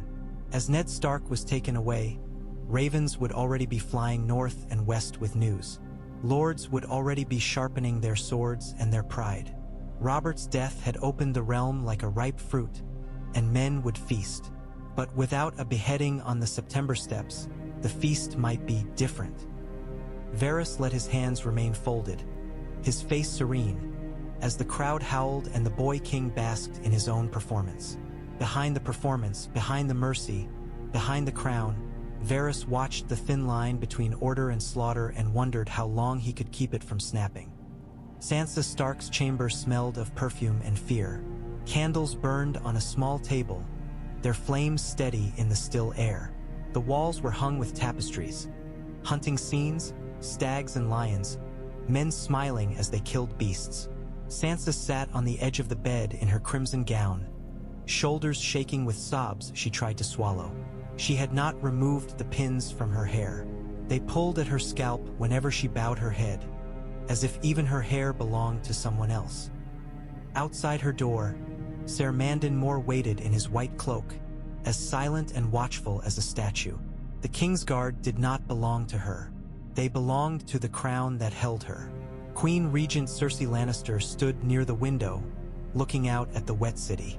Rain streaked the glass, turning the world beyond into blurred shapes. In her hand, she held a goblet of wine, the red dark as blood in candlelight. She sipped slowly, as if the day had been tiresome rather than terrifying. "You should be grateful," Cersei said, voice calm. Sansa flinched. "I am," she whispered. "I am grateful. Thank you, Your Grace." "Thank you." Cersei's laugh was quiet, humorless. "Do not thank me," she said. "Thank your king. He chose mercy." Sansa's hands twisted in her lap. She wanted to believe it. She wanted to believe Joffrey had spared her father because her love mattered. But she had seen his eyes on the platform, bright, cruel, delighted by her fear. Mercy had not lived there. "He said father will go to the wall," Sansa whispered. That means he'll live." Cersei's eyes flicked to her, cold. "Yes," she said, "he will live, and he will be far away, where he cannot trouble us." Sansa's breath hitched. "He won't trouble anyone," she said quickly. "He's honorable. He will keep his vows." Cersei turned, her gaze sharpening. "Honor," she said, as if the word tasted sour. "Honor is what men use to excuse their stupidity." Sansa flinched. She wanted to defend her father, but fear sat heavy in her chest. She had learned, in the past days, that words could be weapons turned back on you. Cersei stepped closer. "Listen to me," she said softly. "You are going to stop crying. You are going to stop speaking of your father as if he were some heroic figure from a song. He is a traitor who confessed. The realm has seen it. If you want to survive here, you will remember what the realm believes, not what you wish." Sansa's tears spilled faster. She whispered, "I just want to go home." Cersei's mouth curved into something almost sympathetic. "Home," she murmured. "Home is a place children imagine. Once you are a woman, you learn that home is wherever your husband keeps you." Sansa's stomach twisted. At the doorway there was a soft sound, silk brushing wood. Sansa looked up, startled. Lord Varys stood in the threshold, his pale robes glowing faintly in candlelight. His hands were folded, his expression gentle. Cersei's gaze narrowed. "What do you want?" she demanded. Varys bowed slightly. "JHTLY. Forgive me, Your Grace," he murmured. "I came to see how the young lady fares. Today has been difficult." Cersei snorted. "Difficult," she echoed. "For whom?" "The realm has seen justice." Varys's eyes softened, flicking to Sansa. "Necessity can still wound," he said gently. Cersei's eyes flashed. "Do you pity her?" she asked. Pity makes women weak. Varys smiled faintly. And yet, he murmured. Even lions lick their cubs when they are hurt. Cersei's mouth tightened. Do not call her my cub. Varys inclined his head. Of course not, he murmured. Sansa stared at Varys with wide eyes. He looked kind, and kindness was so rare here it felt like a trick. Cersei turned away, sipping her wine. Speak, she said, dismissive. Then leave. Varys stepped into the chamber, careful not to move too quickly. He approached Sansa slowly, as one might approach a frightened animal. My lady, he said softly, you were very brave today. Sansa's throat tightened. I wasn't brave, she whispered. I was begging. Begging can be brave, Varys murmured. It is difficult to kneel when your heart is screaming to stand. Sansa brushed at her tears. Will they really send father to the wall? She whispered. They won't change their minds? Cersei laughed softly. Do not presume to question the king's will, she said. Varys's gaze flicked to Cersei, then back to Sansa. Plans are delicate, he said softly. But for now, yes, your father will go. Sansa clutched at that for now like a thorn. And what of my sister? She whispered. Arya, they said she's missing. Cersei's mouth curled. Your wild little sister, she said. If she's clever, she'll keep running. If she's not, she'll be brought back. Sansa's stomach twisted with fear. Don't hurt her, she whispered. Cersei's eyes glittered. If she is brought back, she said coldly, she will learn obedience. Sansa looked at Varys, desperate. Please, she whispered, help her. Varys's expression softened. I will do what I can, he murmured. Cersei snorted. Always with your soft words, she said. What have you done, Lord Varys? I have done what I can to keep the king from regrettable impulses, Varys said gently. Cersei's eyes narrowed. You mean you kept him from killing Eddard Stark? Varys did not confirm it. He did not deny it. He simply let the silence answer. Cersei's goblet clinked softly as she set it down. Do not think you control my son, she said. He is king. Varys bowed his head slightly. Of course, he murmured. A king cannot be controlled. He can only be guided. By his mother, Cersei said sharply. Varys' smile was mild. Naturally, he murmured. Cersei's gaze shifted to Sansa, suddenly sharp. You will marry my son, she said. You will give him heirs. Sansa's breath caught. The words landed like stones. But, she began, then stopped. Varys stepped slightly closer, voice gentle. My lady, he murmured. There are many kinds of strength. You'll need yours. Sansa looked at him, eyes wide. I don't have any strength, she whispered. Varys' smile softened. You are still standing, he said. That is something. Cersei's mouth curled. Enough, she said. She does not need your honeyed comfort. She needs reality. Varys bowed. Of course, he murmured. Reality is abundant. He turned to go, but before he reached the door he paused. Oh, he said softly. Cersei's gaze snapped to him. What? Your grace. There is word, Varys said. What word? Cersei demanded.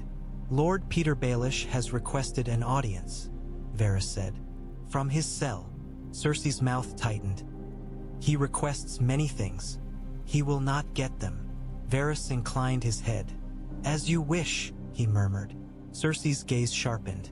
Does he have something? She demanded. Something dangerous? Varys' smile was faint. He has many words, he said gently. Words are his favorite weapon. Cersei's eyes flashed. And yours? Varys bowed, serene. Mine, he murmured, are the same. He glanced once more at Sansa. My lady, Varys said softly. Sleep if you can. Sansa's laugh was broken. How? She whispered. Varys' smile did not falter. As everyone does in King's Landing, he murmured, with one eye open. Then he left, pale silk whispering, and the door closed behind him. Sansa sat trembling in candlelight, hearing the rain tap the window like fingers. Cersei returned to her wine and her view of the city as if Sansa were no more than furniture. Somewhere beneath them, her father was being prepared for the wall. Somewhere in the city, her sister was either hiding or hunted. And somewhere in the keep's belly, Petyr Baelish waited in darkness, smiling to himself, dreaming of ladders even as the rungs snapped. Dusk in King's Landing was not peace. It was merely a different kind of noise. The day's damp had turned the streets slick again, and torchlights smeared across puddles like spilled gold. The air smelled of smoke and wet rope.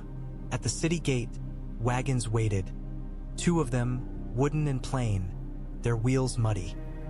A line of recruits stood shivering beside them, most in rags, some in stolen boots, all staring at the black-clad men of the Night's Watch as if the wall were a myth that had suddenly become real. Yoren stood at the front, hard-eyed, his black cloak heavy. He looked like a crow who had learned to walk like a man. His voice was rough as he barked orders, herding the recruits like cattle. "Move," he growled. "No dalin. You want to freeze, you can do it on the road." A few recruits muttered, but no one argued. Lord Eddard Stark came last. He wore a plain dark cloak now, hood pulled low. His hands were bound, though not with chains, rope rough and practical. A pair of guards walked close, but their spears were angled more for form than necessity. Ned Stark did not look like a man who would run.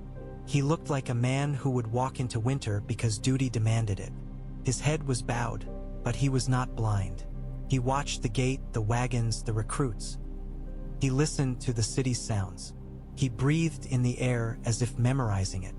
Among the recruits, a small boy with dirty hair kept his eyes down. His face was smudged with grime. His clothes hung loose. He looked like any other flea-bottom brat dragged to the wall for theft. But his eyes, gray, sharp, watched everything. Arya Stark's heart hammered as the line shuffled forward. She kept her shoulders hunched, her mouth closed. She had learned quickly that in King's Landing, a girl's face could get her killed. A boy's face could get her ignored. She had been hiding for days, sleeping in stables, stealing bread, listening to rumors that spoke her father's name like a curse. She had heard the crowds roar at the September from a distance and thought it meant her father was dead. When she learned he lived, the relief had been so fierce it made her dizzy. Now she stood in line, close enough to see her father's bowed head, close enough to smell the damp wool of his cloak. She wanted to run to him, to throw her arms around him, to tell him she was alive. She did not move, because if she moved, she might die.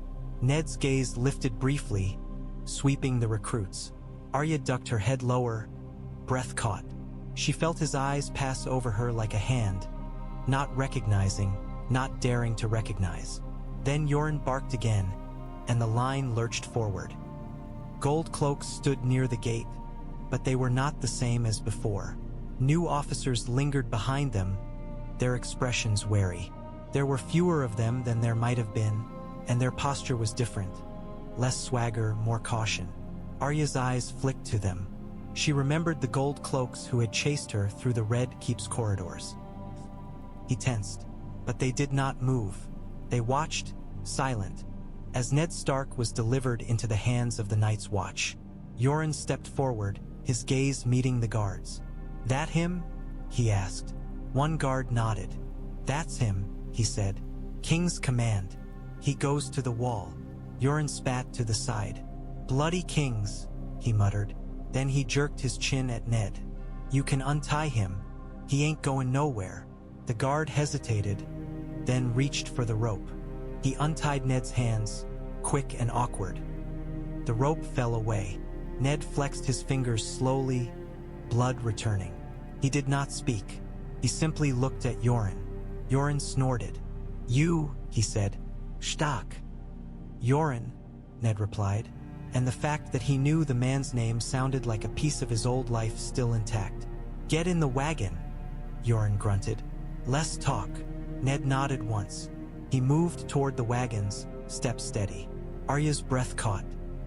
Her father passed close enough that she could see the lines around his eyes, the exhaustion in his face beneath the hood. He smelled of damp wool and old pain. She wanted to reach out. She did not. Ned climbed into the wagon and sat, shoulders stiff. He stared straight ahead. The recruits began to climb in after him, shoved and herded. Arya waited, heart pounding. When it was her turn, she scrambled up, careful to keep her face turned away from the guards. Inside the wagon, it was dark and close. Bodies pressed.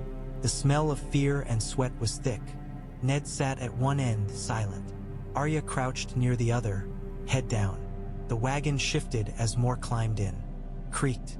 Someone coughed. Someone whispered a curse. Yoren's voice barked outside. "That's enough. Move." The wagon jolted as the horses pulled. Wheels rolled through mud. The gates heavy with loomed, then slid past, and suddenly the city began to fall behind. Arya's stomach twisted as the walls receded. King's Landing, with its filth and its cruelty and its ghosts, slipped away into dusk. She risked a glance toward her father. Ned's face was turned slightly, eyes fixed on the gate they had just passed through. His expression was carved from stone, grief held tightly. Outside, torches moved like fireflies along the road. From a shadowed archway near the gate, Varys watched the wagons depart. A raven cage sat beside him. As the wagons rolled away, Varys lifted a hand and tapped the cage lightly. "Fly," he murmured, and ravens would soon take wing with news that Eddard Stark lived. Arya did not know Varys watched. Ned did not look back. The road north stretched out, damp and dark, leading toward cold and duty. And behind them, King's Landing remained. A city of smoke, secrets, and hungry crowns. Night reclaimed the Red Keep as if it had never belonged to daylight. From the high balcony, King's Landing was a sprawl of darkness pricked with fire. Torchlight crawled along streets like veins of molten gold. Smoke rose from 100 chimneys, smudging the stars. Blackwater Bay lay beyond, a strip of darker black under a sky heavy with cloud. King Joffrey Baratheon stood at the balcony's edge, restless. His crown was off, hair disheveled. His fine clothes rumpled as if he had been clawing at himself. He stared down at the city, jaw tight, fingers flexing at his sides. Queen Regent Cersei Lannister stood beside him, hand on his shoulder. Not quite a touch of comfort, more a reminder of possession. Her face was tense, her eyes narrowed, watching the city as if it were an enemy she could not strike. Behind them, near the stone archway that led back into the keep, Varys lingered half in shadow. His pale robe caught the torchlight in soft glimmers. He watched mother and son with the quiet patience of a man watching weather. "They cheered," Joffrey said suddenly, "when I spared him." Cersei's hand tightened slightly on his shoulder. "Of course they cheered," she murmured. "They love mercy when it is given from above. It makes them feel safe." Joffrey's mouth twisted. "Safe," he echoed. "I don't want them safe. I want them afraid." Cersei's gaze flicked to him. "Fear is useful," she said softly, "but too much fear makes people desperate. Desperate people are unpredictable." Joffrey snorted. "Unpredictable," he mocked. "Like Baelish." Cersei's jaw tightened at the name. "Do not speak of him," she said. Joffrey turned, anger sparking. "He thought he could control me," he spat. "He thought he could buy my watch." "He is beneath you," Cersei said coldly. "He is handled." Joffrey's eyes narrowed. "Handled? Is he dead?" "Not yet," Cersei said carefully. Joffrey's lips curled. "Why not? He's a traitor. He deserves to die." Cersei's fingers pressed into his shoulder. "He deserves to suffer," she murmured. "But suffering can be useful. He knows things." Joffrey shook her hand off. "I don't care what he knows," he snapped. "I can make him scream it out." Cersei's eyes flashed with irritation, then softened into practiced patience. "Tomorrow," she murmured. "You can have him tomorrow." Joffrey scowled, but did not argue. The word tomorrow wrapped his hunger and put it on a shelf. Below, ravens stirred in their cages. Dark wings beat against bars. Then one cage door opened, and a raven shot into the sky, black against the clouds. More followed, dark arrows launching into night. Cersei watched them, eyes narrowing. "What is that?" she demanded. "Birds," Joffrey said with contempt. Cersei's gaze sharpened, and she turned. Her eyes found Varys in the shadows. "You," she said coldly, "what messages are you sending?" Varys stepped forward a fraction. "Smile, gentle." "Only the usual," he murmured, "notifying the realm of the king's mercy. NF. Forming the night's watch of their new guest." Cersei's eyes narrowed. "And what of Baelish? Do you send word of him too?" "It would be unwise to spread such news too quickly," Varys said gently. "It might alarm those who have relied upon him." Cersei's mouth tightened. "Those who have relied upon him should learn better." Varys inclined his head. "Indeed, but in King's Landing, people rely on what they can. We should be careful not to make them desperate." Joffrey turned sharply. "I want him brought to me," he snapped. "I want to see him. I want him to beg." Cersei's hand moved back to his shoulder, calming him.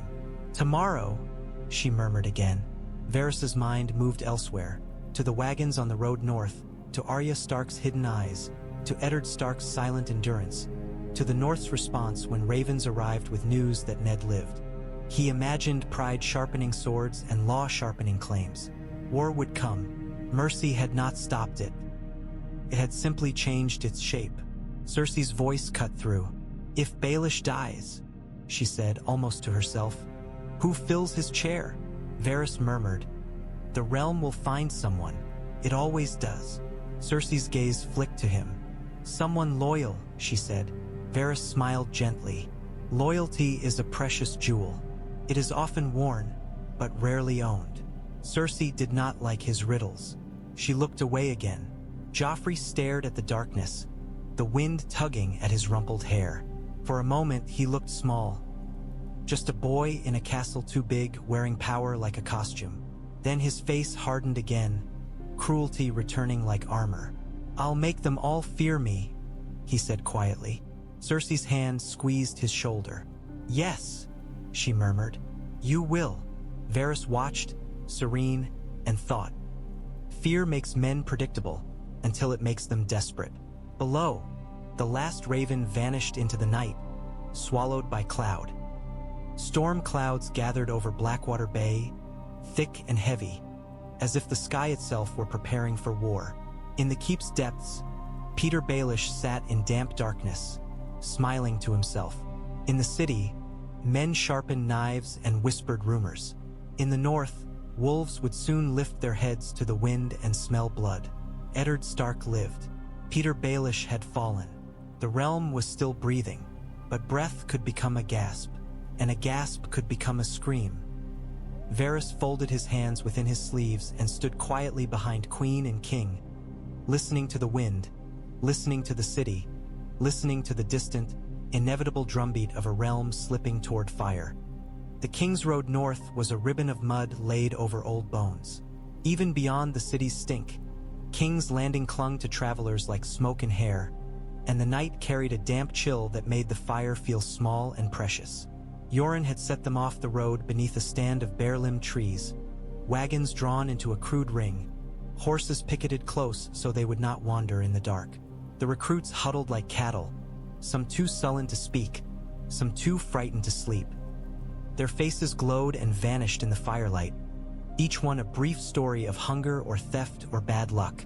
The black of the Night's Watch moved among them like shadow given shape, barking orders in a voice rough enough to scrape stone. "Eyes open," Yoren growled. "This ain't a bloody inn. You hear hooves, you wake me. You see a torch, you wake me. You feel like pissin'. You piss on the side what don't stink like the horses." A few of the boys laughed nervously, and the sound died quickly when Commander Janos Slynt spat toward the flames and mist, drool and saliva dark on his chin. "I'll wake you with my boot up your arse," Janos Slynt slurred, trying for menace and landing on petulance. His wrists were chained, the iron looped around a stake driven into the ground. The gold cloak he'd worn like a crown was gone. He wore plain wool now, damp at the knees, and the loss sat on him like a stain. Yoren glanced at him, eyes hard. "You'll wake with my axe in your skull if you don't shut that mouth," he said, almost conversationally. Janos Slynt laughed, a brittle sound. "You're nothing," he spat. "You crows think you're men, but you're just." Yoren stepped close enough that the firelight caught on the edge of the axe head resting across his shoulder. "Say it again," he invited, voice low. Janos Slynt's bravado faltered. He shifted, chains clinking. "When I get to the wall," he muttered, "I'll have your cloak.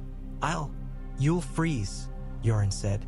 "And if the cold don't shut you up, the brothers will." He jerked his chin toward the wagons. "Sleep." Janos Slynt stared at him with an ugly mixture of fear and rage, then turned his face away like a child denied a sweet. Near the fire, the ragged boy called Arya, small, filthy, silent, kept his head down. Arya Stark had learned to shrink her shoulders so her body looked narrower, to walk with a boy's careless sprawl, to keep her mouth shut so no one would hear the girl hiding inside it. The grime on her cheeks was armor, the cap pulled low was a helm. She watched the men and the shadows beyond them, the black trees pressing in like a crowd that did not cheer. Beside her, Gendry watched Janos Slynt with open dislike. He had the stubborn jaw of a smith's apprentice and arms that spoke of hammer and anvil more than hunger. His eyes kept flicking to Yoren, to the black cloaks, to the wagons, as if he still could not believe he was here. "Who's he?" Gendry muttered, nodding toward Janos Slynt. "A pig," Arya said, voice pitched low and arrow. Gendry snorted.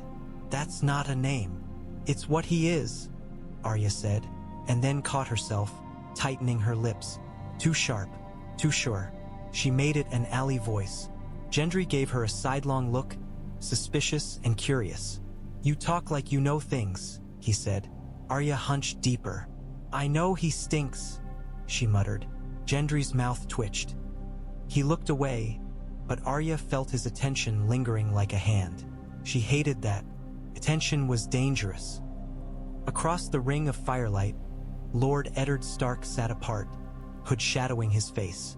The rope that had bound his hands was gone, but his posture remained bound, as if he still wore chains beneath his cloak.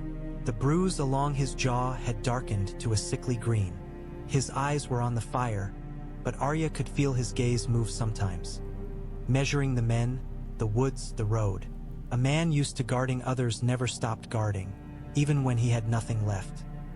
Arya's chest hurt with the effort of not moving toward him.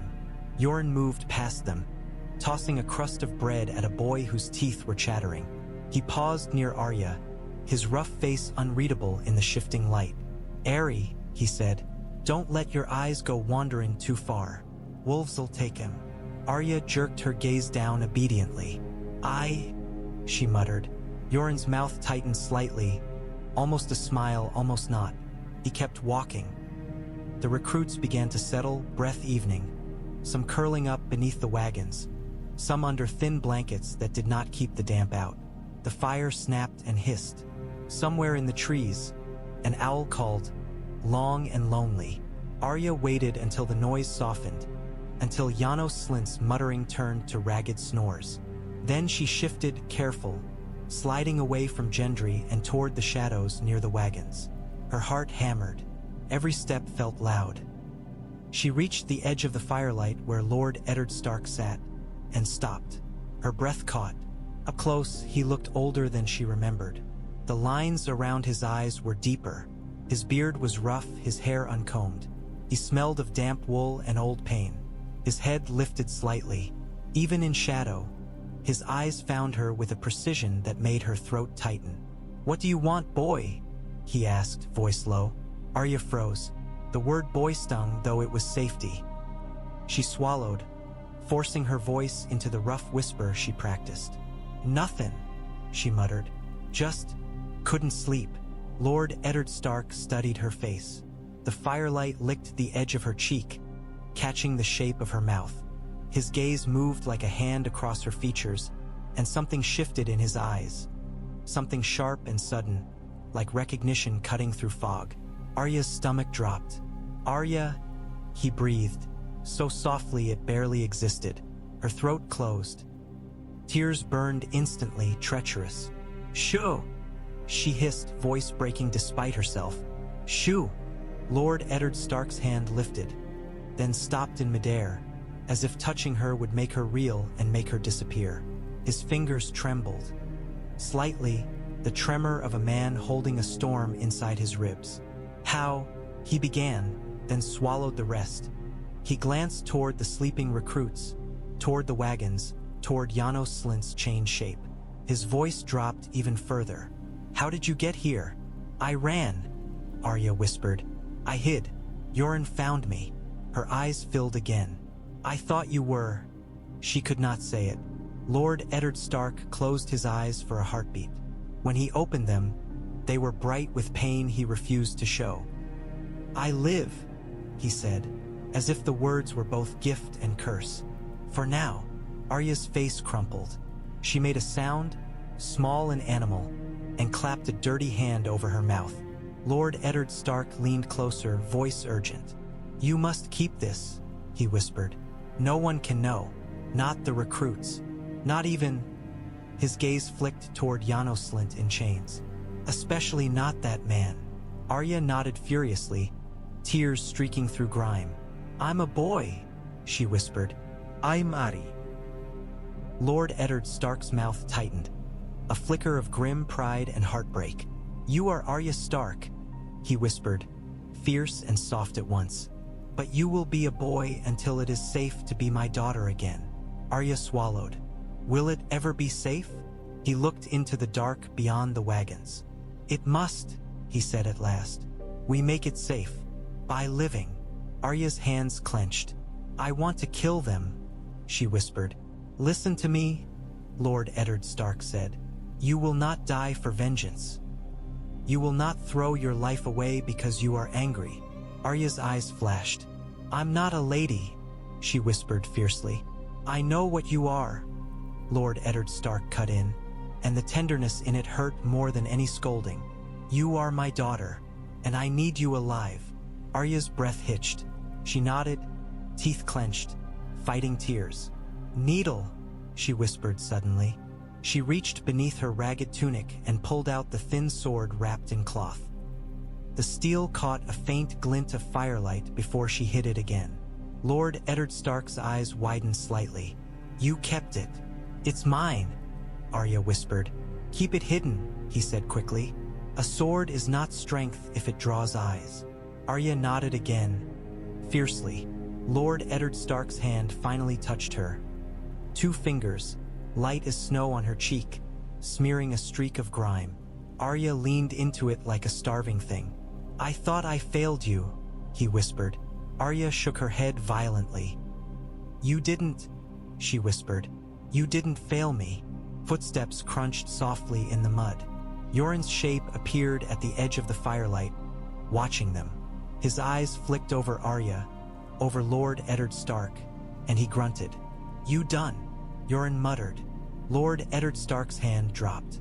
"Keep her safe," he murmured. "If anything happens..." Yoren spat into the mud. "We're all going north. Safe don't live on the Kingsroad." Then softer, "But I'll try." Yoren jerked his chin toward the wagons. "Back," he said. "If someone sees you creep like that, they'll start a skin." "Why?" Arya nodded. Dead and slipped away, heart pounding, back toward the sleeping recruits. She lay down near Gendry again, pulling her thin blanket over her head. Her father was alive. Her father was going to the wall. She was going with him, though he could not say it aloud. Outside the blanket, the fire hissed, the rain whispered in the trees, and the world beyond the wagons waited with teeth. The twins rose from the green fork like a sneer made of stone. 2 keeps facing one another across the water, joined by a bridge that belonged to House Frey the way a throat belonged to a knife. The river ran cold and swift beneath, swollen from rain, and the banks were slick with mud churned by thousands of boots. Robb Stark had stood on the south bank and looked up at the towers and felt the weight of every step that had brought him here. The north behind him, banners snapping, men grumbling, horses steaming in damp air. The riverlands ahead, burning, bleeding, calling for help. And between them, Walder Frey's gate, closed like a fist. Old man's playin' at power. The great Jon had snarled, spitting into the mud. Let me break his bridge with my axe. Catelyn Stark had caught Robb's arm before he could respond. We need the crossing, she had said quietly. We cannot afford to waste time bleeding against a wall. So they went in with words instead of axes.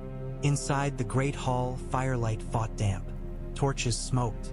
The hearth burned hot, but the stone walls held the river's chill as if refusing comfort.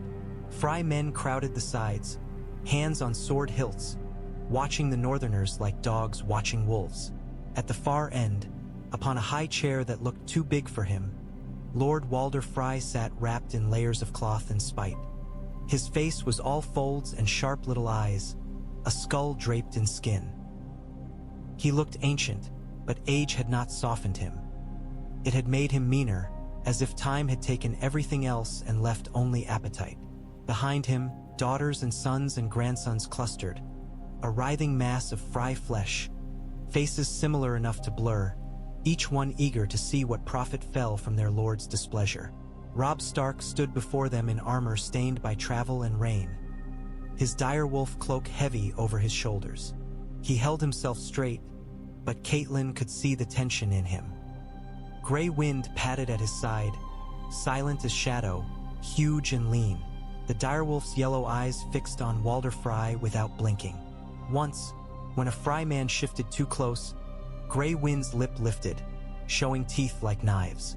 Theon Greyjoy leaned slightly behind Robb, posture loose, mouth curved in a faint smirk as if amused by everything. Catelyn Stark stepped forward, chin lifted. Lord Walder, she said, voice steady. You know why we have come. Walder Frey's eyes glittered. Do I? He rasped. I hear many things. I hear the young wolf marches with a great host and thinks he can command all the river. I hear my lord of Winterfell needs my bridge like a beggar needs bread. Robb's nostrils flared, but he held his tongue. We ask passage, Catelyn said simply. You owe my father fealty. House Tully calls its banners. The riverlands bleed. Walder Frey made a sound that might have been a laugh. Fealty, he echoed. A lovely word. I have been faithful so long I've grown bored of it. Robb stepped forward, voice controlled. Name your terms, he said. Wald. Frey's eyes flicked over Robb's armor, over Grey Wind's teeth, over the northern lords behind. My terms, he said. Yes, I have terms. He gestured lazily, and a Frey boy brought forward a cup of wine. Walder Frey did not drink it. He only held it, making the gesture of hospitality without sincerity. You will have my crossing, Walder Frey said. But I am not a fool, and I will not give away my bridge for a pretty please. Robb's jaw tightened. Speak, he said. Walder Frey's smile was small and sharp. You will take my son Olivar as your squire, he said. And you will take 200 Frey men with you under my banners, so the realm sees where House Frey stands. Those were expected. Then Walder Frey's eyes glittered again. And, he added, you will marry one of my daughters. The hall went still. Robb's face went tight. I am promised to no one, he said carefully. Walder Frey's voice turned acid. Promised? You have no crown, Stark. You want my bridge? You pay. Catelyn's stomach clenched. She had known this was coming. Walder Frey's pride was as hungry as his belly. He wanted blood ties. He wanted to make the Starks kneel in a different way. Catelyn stepped forward.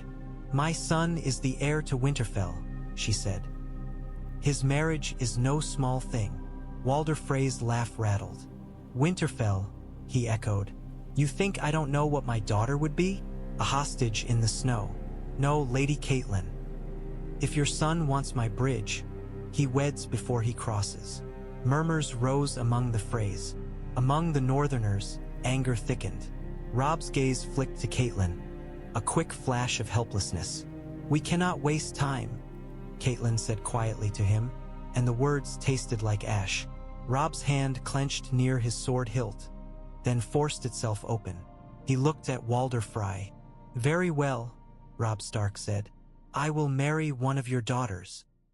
Frey satisfaction, northern fury, Catelyn's private relief that they would cross.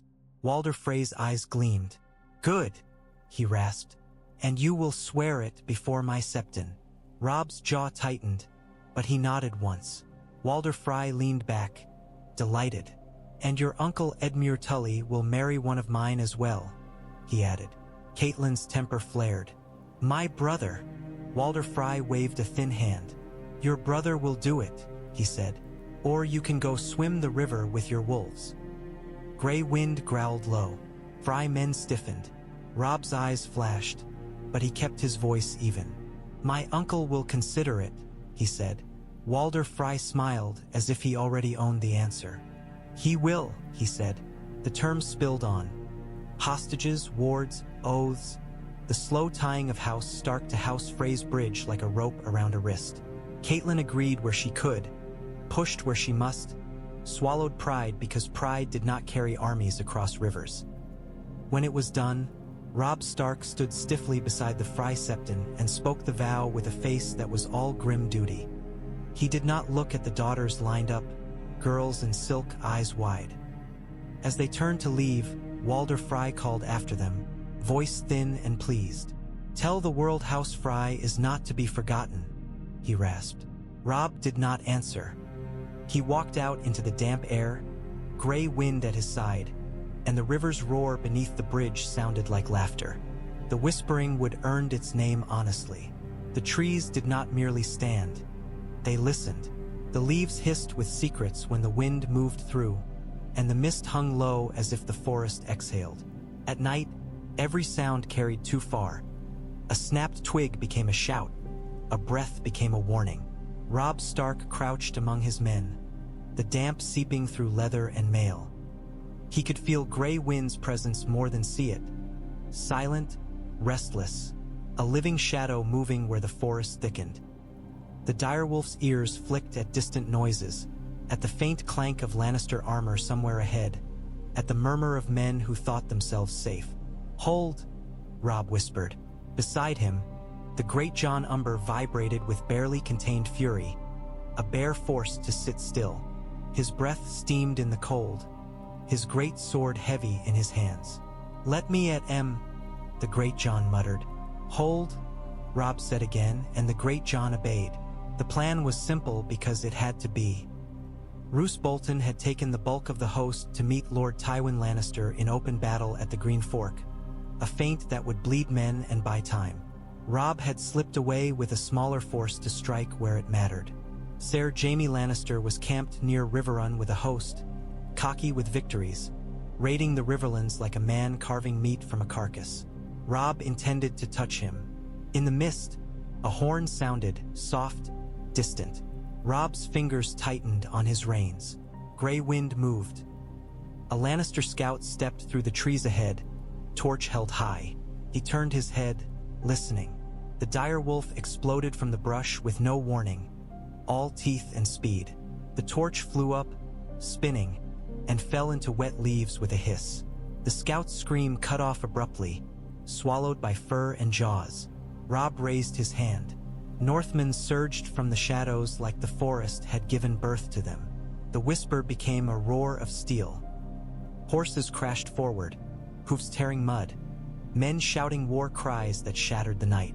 For Winterfell, men beloved. For the Starks. The great Jon Umber was first into the Lannister camp, roaring. His sword came down on a man in crimson, splitting helm and skull. Blood sprayed dark in torchlight. Men scrambled up from blankets, half-armored, eyes wide with shock.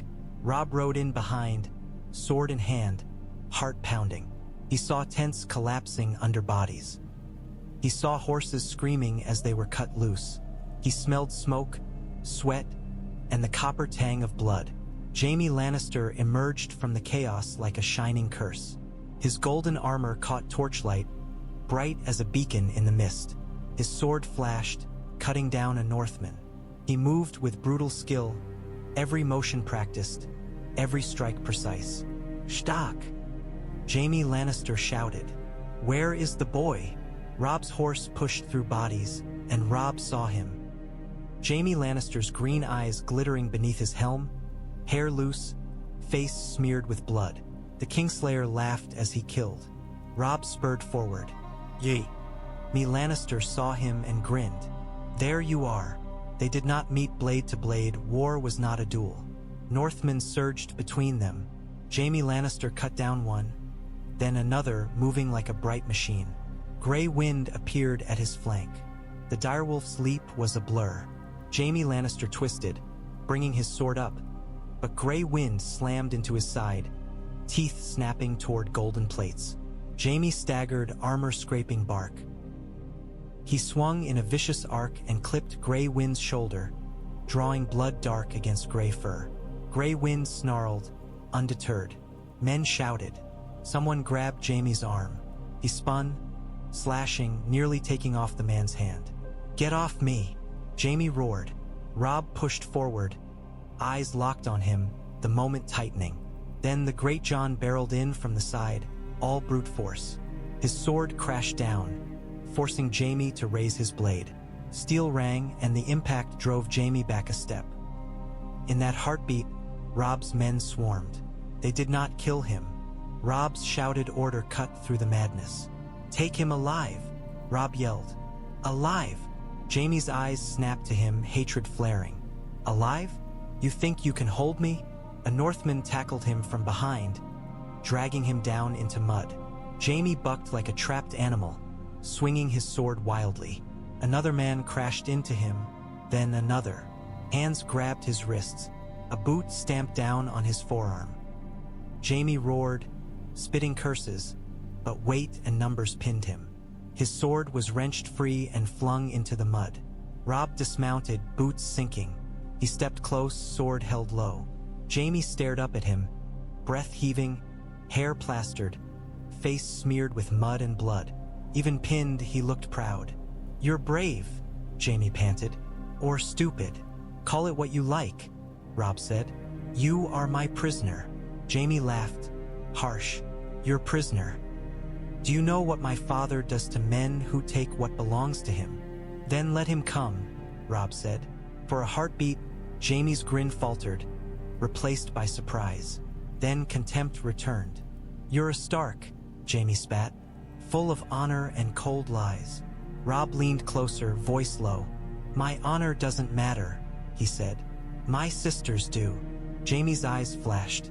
"Ah," he murmured and grinned. "Good, because now the game becomes interesting." Robb straightened and turned away, refusing to let Jaime see fear. Around them, the whispering would whisper to victory. Of Lannister men dead in the mist, of the Kingslayer bound, of the Riverlands offered a breath. Grey Wind limped to Robb's side, blood on his shoulder, eyes bright. Robb's hand touched the direwolf's neck briefly. Then he looked south toward Riverrun, toward whatever would come when Tywin Lannister learned his golden son had been dragged into mud by wolves. Riverrun smelled of wet stone and old water, the familiar scent of Catelyn Stark's childhood layered now with the new stink of war. Mud, sweat, blood that had soaked into cloth and would not wash out. The gates had opened for Robb Stark like a lung taking in air after near drowning. Riverlords crowded the walls, gaunt from sleepless nights, eyes rimmed red from smoke and grief. Men cheered when they saw the dire wolf banners, but the cheer was thin. It carried relief more than joy. Edmure Tully met them in the courtyard, armor hastily strapped over a tunic still bearing the stains of yesterday's failure. He looked older than Catelyn remembered, not because time had changed him, but because responsibility had finally bitten deep. His smile for her was quick and tired. "Sister," Edmure said, and his voice caught. He stepped forward and gripped her forearm. Hard. "Gods, When the word came, Catelyn pulled him into a brief embrace. "I'm here," she whispered. "Robb is here." Edmure's gaze slid to Robb, and pride and guilt tangled in his face. "Nephew," he said, bowing his head, "you've done what I could not." Robb's expression remained controlled. "We did what we had to," Robb said. Then the courtyard's attention shifted. Northmen marched in with their prize. Jaime Lannister walked in chains, wrists bound, arms pulled back by two men. Mud stained the edges of his golden armor. His hair was wet and plastered to his forehead. His face carried bruises, but his chin remained lifted in stubborn arrogance. Riverlords stared at him with open hatred. Seeing him bound was like seeing a monster caged. Brynden Tully stood beside Catelyn, his lean face hard. "So," he said quietly, "the lion comes in on a leash." Jaime's mouth twisted into a smile. "A leash," he echoed. "How charming. Does it make you feel brave, old man?" Bryndon's eyes narrowed. "It makes me feel patient," he said. "And patience is something you Lannisters do not understand." Jaime laughed softly. He looked at Catelyn then. "Lady Stark," he said, voice almost polite. "Still making trouble." Catelyn's hands curled into fists. "You butchered my husband's men in the streets," she said coldly. Jaime smiled. "Your husband was playing at treason," he said. "And your son plays at war." Robb stepped forward. "Enough," he said. "You will be held here until we decide what to do with you." Jaime's gaze slid over Robb. "Decide," he murmured. "You think you hold the power to decide my fate?" "Right now," Robb said. "I do." They took Jaime away into the keep. The courtyard exhaled, tension easing, but war did not loosen its grip. Men began to talk in urgent murmurs, of Tywin still marching, of burned villages, of hostages, of how long victory could be held. Catelyn moved with Robb into the great hall. The banners of House Tully hung heavy, damp at the edges. The hearth burned, but warmth did not reach the corners where fear waited. A messenger stood near the raven cages, cloak dripping. He held a sealed letter. The wax was red, impressed with the lion of House Lannister. Robb's gaze locked onto it instantly. Catelyn's stomach tightened. "What is it?" Robb demanded. The messenger swallowed. "For you, my lord," he said. "From King's Landing." Robb took the letter. For a heartbeat, his fingers hovered over the seal. Then he snapped the wax and unfolded the parchment. Catelyn watched his eyes move across the lines, watched his face change. Robb's mouth tightened. His knuckles whitened on the paper. Then slowly he exhaled. "What?" Catelyn whispered. Robb looked up at her. "It says," he said, "that Lord Eddard Stark confessed before the September of Baelor." Catelyn's chest constricted. "Confessed," she whispered. Robb's gaze held hers. "It says the king showed mercy," he continued. "It says father was spared, sent to the Night's Watch, already on the road north under Yoren's care." For a moment, Catelyn could not breathe. Then air rushed into her lungs in relief so fierce it made her dizzy. "Alive," she whispered. "He's alive." Around them, riverlords murmured. Some faces softened, others tightened. "Confessed?" Someone muttered with disgust. "Eddard Stark?" "Confessed." "Lies," another growled. "Lannister lies." Robb's jaw clenched. "It bears the king's seal," he said. "It says my father named Joffrey Baratheon his rightful king and begged forgiveness." Catelyn flinched, tasting humiliation on her tongue. "And yet, alive. What of Sansa?" Brynden asked sharply. Robb's eyes hardened. He glanced down at the letter. "It says she remains in the king's care," he said bitterly. "It says she will be treated well so long as the North obeys." Hostage, they still held her. "And Arya?" Edmure asked quietly. Robb's mouth tightened. "It says the younger girl is missing," he said. "It says they will find her." Catelyn's hands trembled. Relief and rage braided together. Eddard lived, and the realm was still bleeding. They argued until the torches burned low and the air in the hall grew thick with sweat and old smoke. Maps lay spread across the table. River bends, roads, keep names marked in ink that could not capture the smell of burning villages. Wooden markers stood for men, little blocks for foot, carved horses for riders, a lion piece for Tywin Lannister's host still looming somewhere west. A a smaller lion for the remnants of Jaime's shattered camp. A dire wolf for Robb Stark, pinned now at Riverrun like a spear point driven into the riverlands. The great Jon Umber slammed his fist down hard enough to rattle the markers. "They shame your father and keep your sisters," he roared. "And you sit here talking like a maester about roads. We should march on King's Landing and tear that boy off his chair." Rickard Karstark's face was carved from grief and hate. "The great Jon speaks true," he said. "The Lannisters will not give us anything but lies. They say Eddard Stark lives fine. He lives on their terms. They will take his honor and hang it in the square like a butchered deer." Catelyn felt the words like barbs. She pictured Ned on those September steps, kneeling, speaking false repentance to save their daughters. Robb Stark stood with both hands braced on the table. He looked younger in lantern light, shadows hollowing his cheeks. But when he lifted his head, his eyes were wolf eyes. "We are already marching," Robb said. "We took Jaime Lannister. We have Riverrun relieved. We are not sitting." The great Jon snorted. "And what then? We send Jaime back with a kiss and beg for our girls." Brynden Tully leaned over the map. "We trade," he said. "It's what hostages are for. Jaime Lannister is worth more alive than dead." Rickard Karstark's mouth twisted. "Dead lions can't be traded." Roose Bolton spoke softly. "Dead lions do not scream either," he murmured. "But the question is not what we prefer. It is what will win." Edmure Tully shifted. "My lands burn while we speak," he said. "My people die. We cannot afford a long war." Catelyn's gaze snapped to Robb. "Your father is alive," she said. "That changes what we can demand. If the crown truly intends to send him to the wall, then they want the North pacified without further blood. They will bargain." The great Jon's eyes flashed. "Bargain? With lions? Then we show them our teeth," Catelyn snapped. "Jaime Lannister is our teeth." Robb's gaze flicked to her, conflict twisting. "I will not be crowned," Robb said suddenly. Silence rippled. The great Jon froze, blinking. "You what?" the great Jon demanded. "Do not make me a king," Robb said. "Not while my father lives. Not while he takes the black because he chose our lives over his pride." Murmurs rose.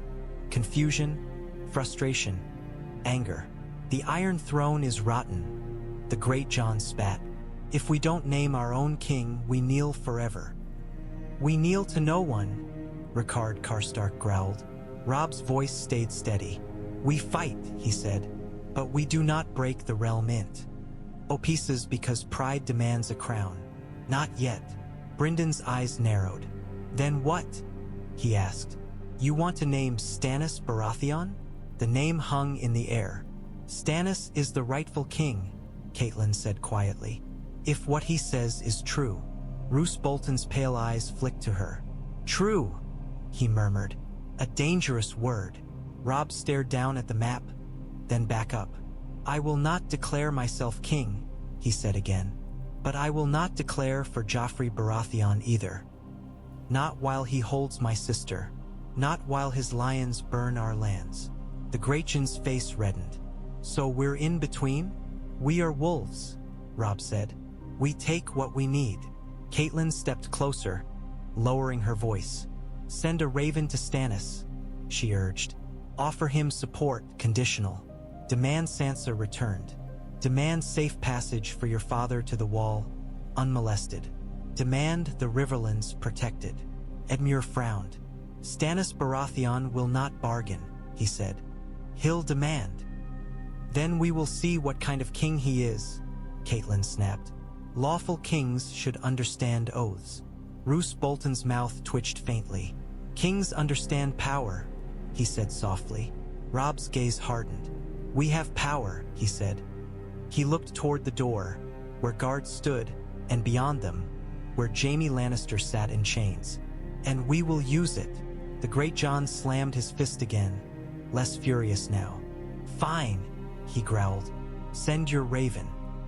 But if Stannis spits on us, I'll crown you myself, boy, and damned be the consequences." Robb did not argue. He only nodded once. Robb turned to Maester Vyman. "Right," he commanded. "To Stannis Baratheon. Tell him we have Jaime Lannister. Tell him we will not bend the knee to a bastard king. Tell him my father lives and takes the black. Tell him I will not be made a king while my father draws breath. But I will fight." The maester bowed and moved to obey. Outside, rain hammered the stone like impatient fingers. War did not pause for ravens. King's Landing looked different when Tyrion Lannister returned to it. It was the same stinking sprawl of mud and stone, the same crooked streets and shouting markets, but something in the air had changed. The city felt tighter, as if a hand had closed around its throat. People moved with a new caution, heads down, eyes flicking toward gold cloaks as if measuring which way danger leaned today. Tyrion rode through the mud gate with a hood drawn up against the drizzle, his legs aching from the road. His horse's hooves splashed through puddles that reflected torchlight like broken coins. Beside him, Bronn walked with easy confidence, as if the city were a tavern he owned. At the gate, a city watch officer stepped forward, helm dripping. His gold cloak hung stiff. His eyes flicked over Tyrion's small frame and Lannister colors with sudden eagerness. "My lord," the officer said, bowing awkwardly. Tyrion cut him off with a raised hand. "Spare me," he said.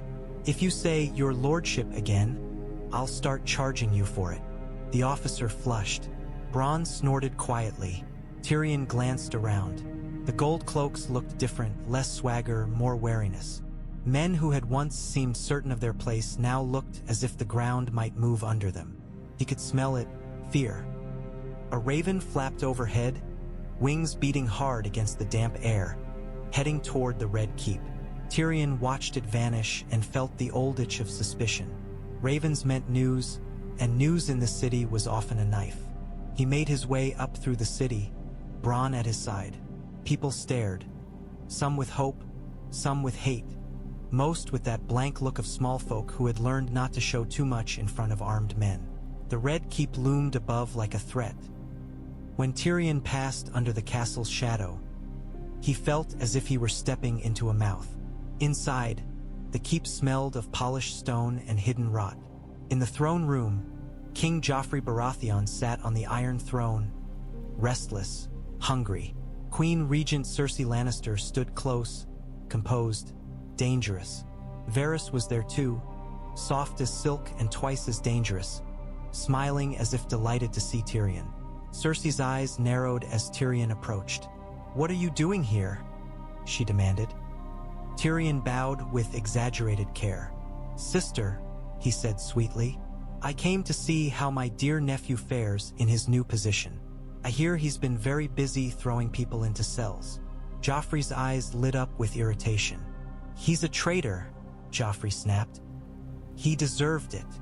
"And who?" Tyrion asked lightly. "Is he today? I find it helps to keep a list." Cersei's mouth tightened. "Do not play games," she hissed. "You were summoned." "Summoned," Tyrion echoed. "What a charming way to say father ordered me." Joffrey sneered. "Your father isn't king," he snapped. Tyrion glanced up at the Iron Throne, then down at his nephew. "No," he said, "but he is the reason you are still sitting there, your grace." Joffrey's cheeks reddened. Sandor Clegane shifted nearby, his mouth twisting as if holding back laughter. Cersei stepped forward, voice low. "Watch your tongue," she warned. Tyrion smiled. "Always," he murmured. Varys drifted closer. "My lord," he said softly, "it gladdens the heart to see you return to us. The city has been eventful." "So I've heard," Tyrion said. He looked at Cersei. "I hear you misplaced your master of coin." Cersei's eyes flashed. "He is in the black cells," she said. "Where he belongs." Tyrion blinked. "Lord Petyr Baelish?" he said. "In the black cells?" Joffrey's mouth curled. "He bought my watch," he said proudly. "He thought he could control me." Tyrion's brows lifted. "Imagine that," he murmured. Then to Cersei, "And you allowed this?" "He was dangerous," Cersei said. "Varys brought proof." proof, Tyrion echoed. How refreshing. Cersei leaned in, voice urgent. Father is furious, she said. The treasury is a disaster. The riverlands burn. And you will do what you are told. Tyrion's smile widened. And what am I told? He asked. You will serve as hand, Cersei said. Joffrey's face twisted. I don't want him, he snapped. He smells of wine. Tyrion spread his hands. A fair complaint, he said. But I have found wine improves most things, including kings. Cersei's eyes flashed. Tyrion. Tyrion bowed again. Your grace, he said to Joffrey. If you want your throne kept, you will want someone sober enough to know which debts must be paid and which men must be flayed. Joffrey's eyes glittered at flayed, but his mouth twisted. Fine, do what you want. Just don't bore me. Tyrion turned away and felt the weight settle onto his shoulders like a chain. Hand of the king in a city that ate hands and spat out bones. As he left, Bronn fell in beside him. So, Bronn said, amused, you're the hand. Tyrion sighed. Yes, he said, which means I must now hold all the knives while pretending they are spoons. Bronn grinned. Good luck, he said. Tyrion walked deeper into the Red Keep, already thinking of coin and soldiers, of ravens and rumors, of how a man like Petyr Baelish ended up in chains and what that meant for everyone still standing. In King's Landing, when one spiderweb tore, others trembled. Petyr Baelish's office looked like a room that had been robbed by a careful thief. The shelves were still full, but the wrong books sat where the right ones should have been. The desk drawers had been rummaged through, some emptied, some left half full in a way that suggested haste. Papers lay scattered in messy stacks, but Tyrion could see at a glance that none of them were the papers that mattered. They were the kind of documents a man left behind on purpose, boring, harmless, time-wasting. Tyrion stood on a stool to reach a high shelf, tugging down a heavy ledger with a grunt. The stool creaked beneath his weight. Bronn lounged by the wall, arms crossed, smirking. Grand Maester Pycelle hovered near the door, chain clinking softly with every nervous shift. His beard trembled. Varys sat in a chair as if the chaos did not concern him, hands folded, face serene. His calmness irritated Tyrion almost more than the missing ledgers. Tyrion dropped the ledger onto the desk with a thud and flipped it open. Numbers marched across the page in neat lines. The Crown's income, the Crown's expenditures, the Crown's debts. Each column was an insult. We are, Tyrion said, scanning. Spectacularly ruined, Pycelle wheezed. The late King Robert enjoyed extravagance, he murmured. Robert enjoyed many things, Tyrion said. Mostly drinking, whoring, and pretending numbers were someone else's problem. But even Robert could not drink us into debt with the Iron Bank of Bravos without help. Pycelle blinked. The Iron Bank. Yes, Tyrion said, tapping the ledger. Here is the Iron Bank. Here is House Lannister. Here is House Tyrell. Here, God save us, is a man in lists who appears to be charging interest on the Crown's inability to count. Bronn snorted. Sounds about right. Tyrion flipped another page, frowning. And where, he asked aloud, is the ledger that tells me what Petyr Baelish actually did with the coin he claimed to be managing? Varys smiled faintly. Lord Baelish was creative. Creative, Tyrion echoed. He looked at Varys. That is a polite way of saying he stole. Varys's hands remained folded. In King's Landing, he said softly, many men borrow without returning. Tyrion glared. And many men end up missing their heads, he said. Or, apparently, missing their offices. He turned back to the desk and started opening drawers. Ink pots, quills, wax seals, a small bag of coins that felt too light, letters asking for favors. Nothing that explained the flow of gold that kept the city's guards paid and the bread riots delayed. Tyrion found a drawer with a false bottom. The wood gave slightly under his fingers. Well, he murmured, at least Petyr Baelish had the decency to be predictable. He pried it open. Inside were a few folded parchments, a small pouch, and a key tied to a scrap of ribbon. Tyrion held the key up. "What does this open?" he asked. Pycelle blinked, then looked away. "I could not say," he stammered. Bronn's grin widened. "A chest of gold," he suggested. Varys tilted his head slightly. "Perhaps," he murmured, "a chest of secrets."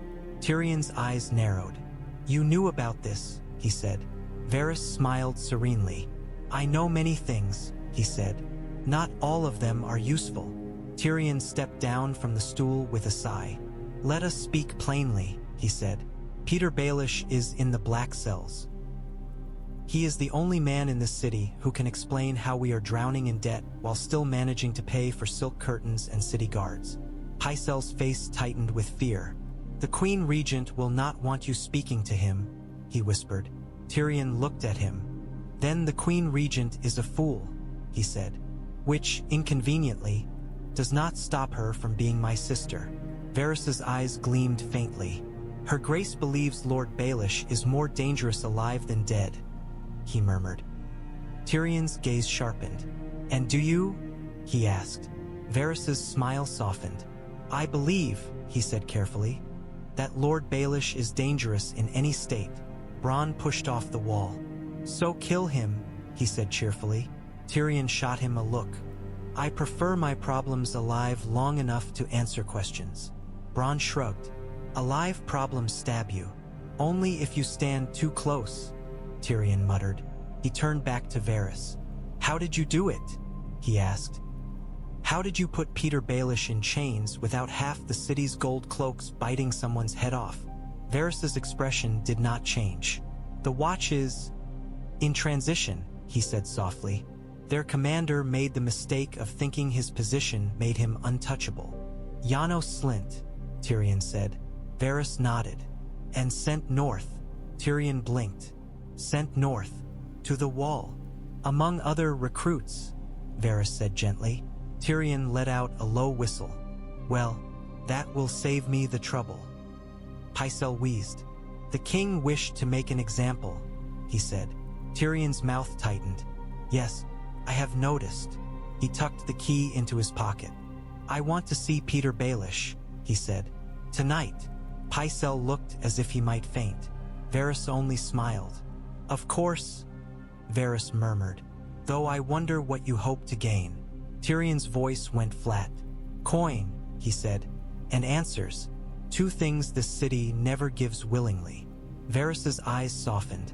"Then you will fit in very well," he murmured. Tyrion stepped toward the door. Bronn followed.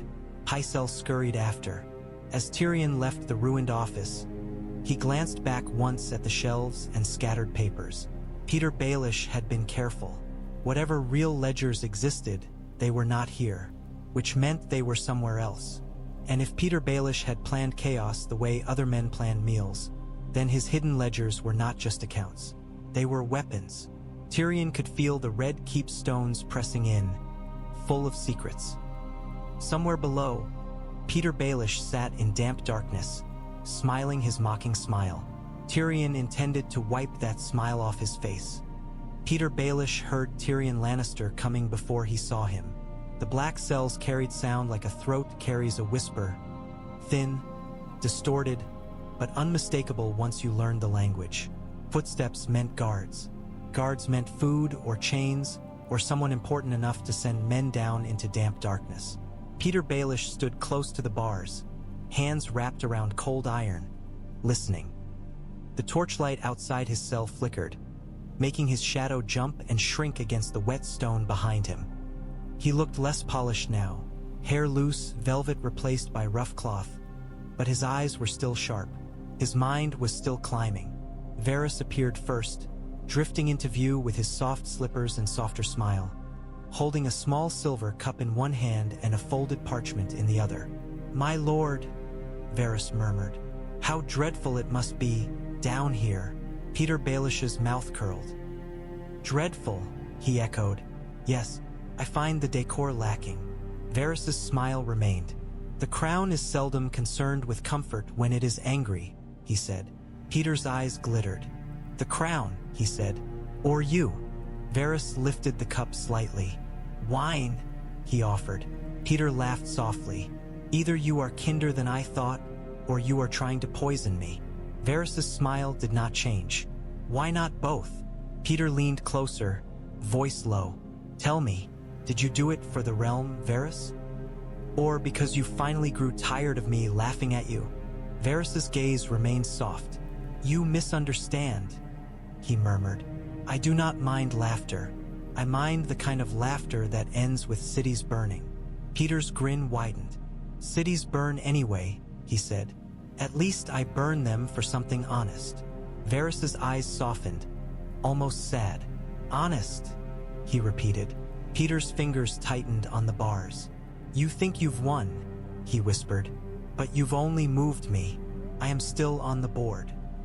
Varys tilted his head. Are you? He asked gently. Petyr's gaze narrowed. You're here, he said, which means you're afraid I'll speak. You're afraid I'll tell the queen what you truly are. Varys' smile stayed mild. And what am I truly? He asked.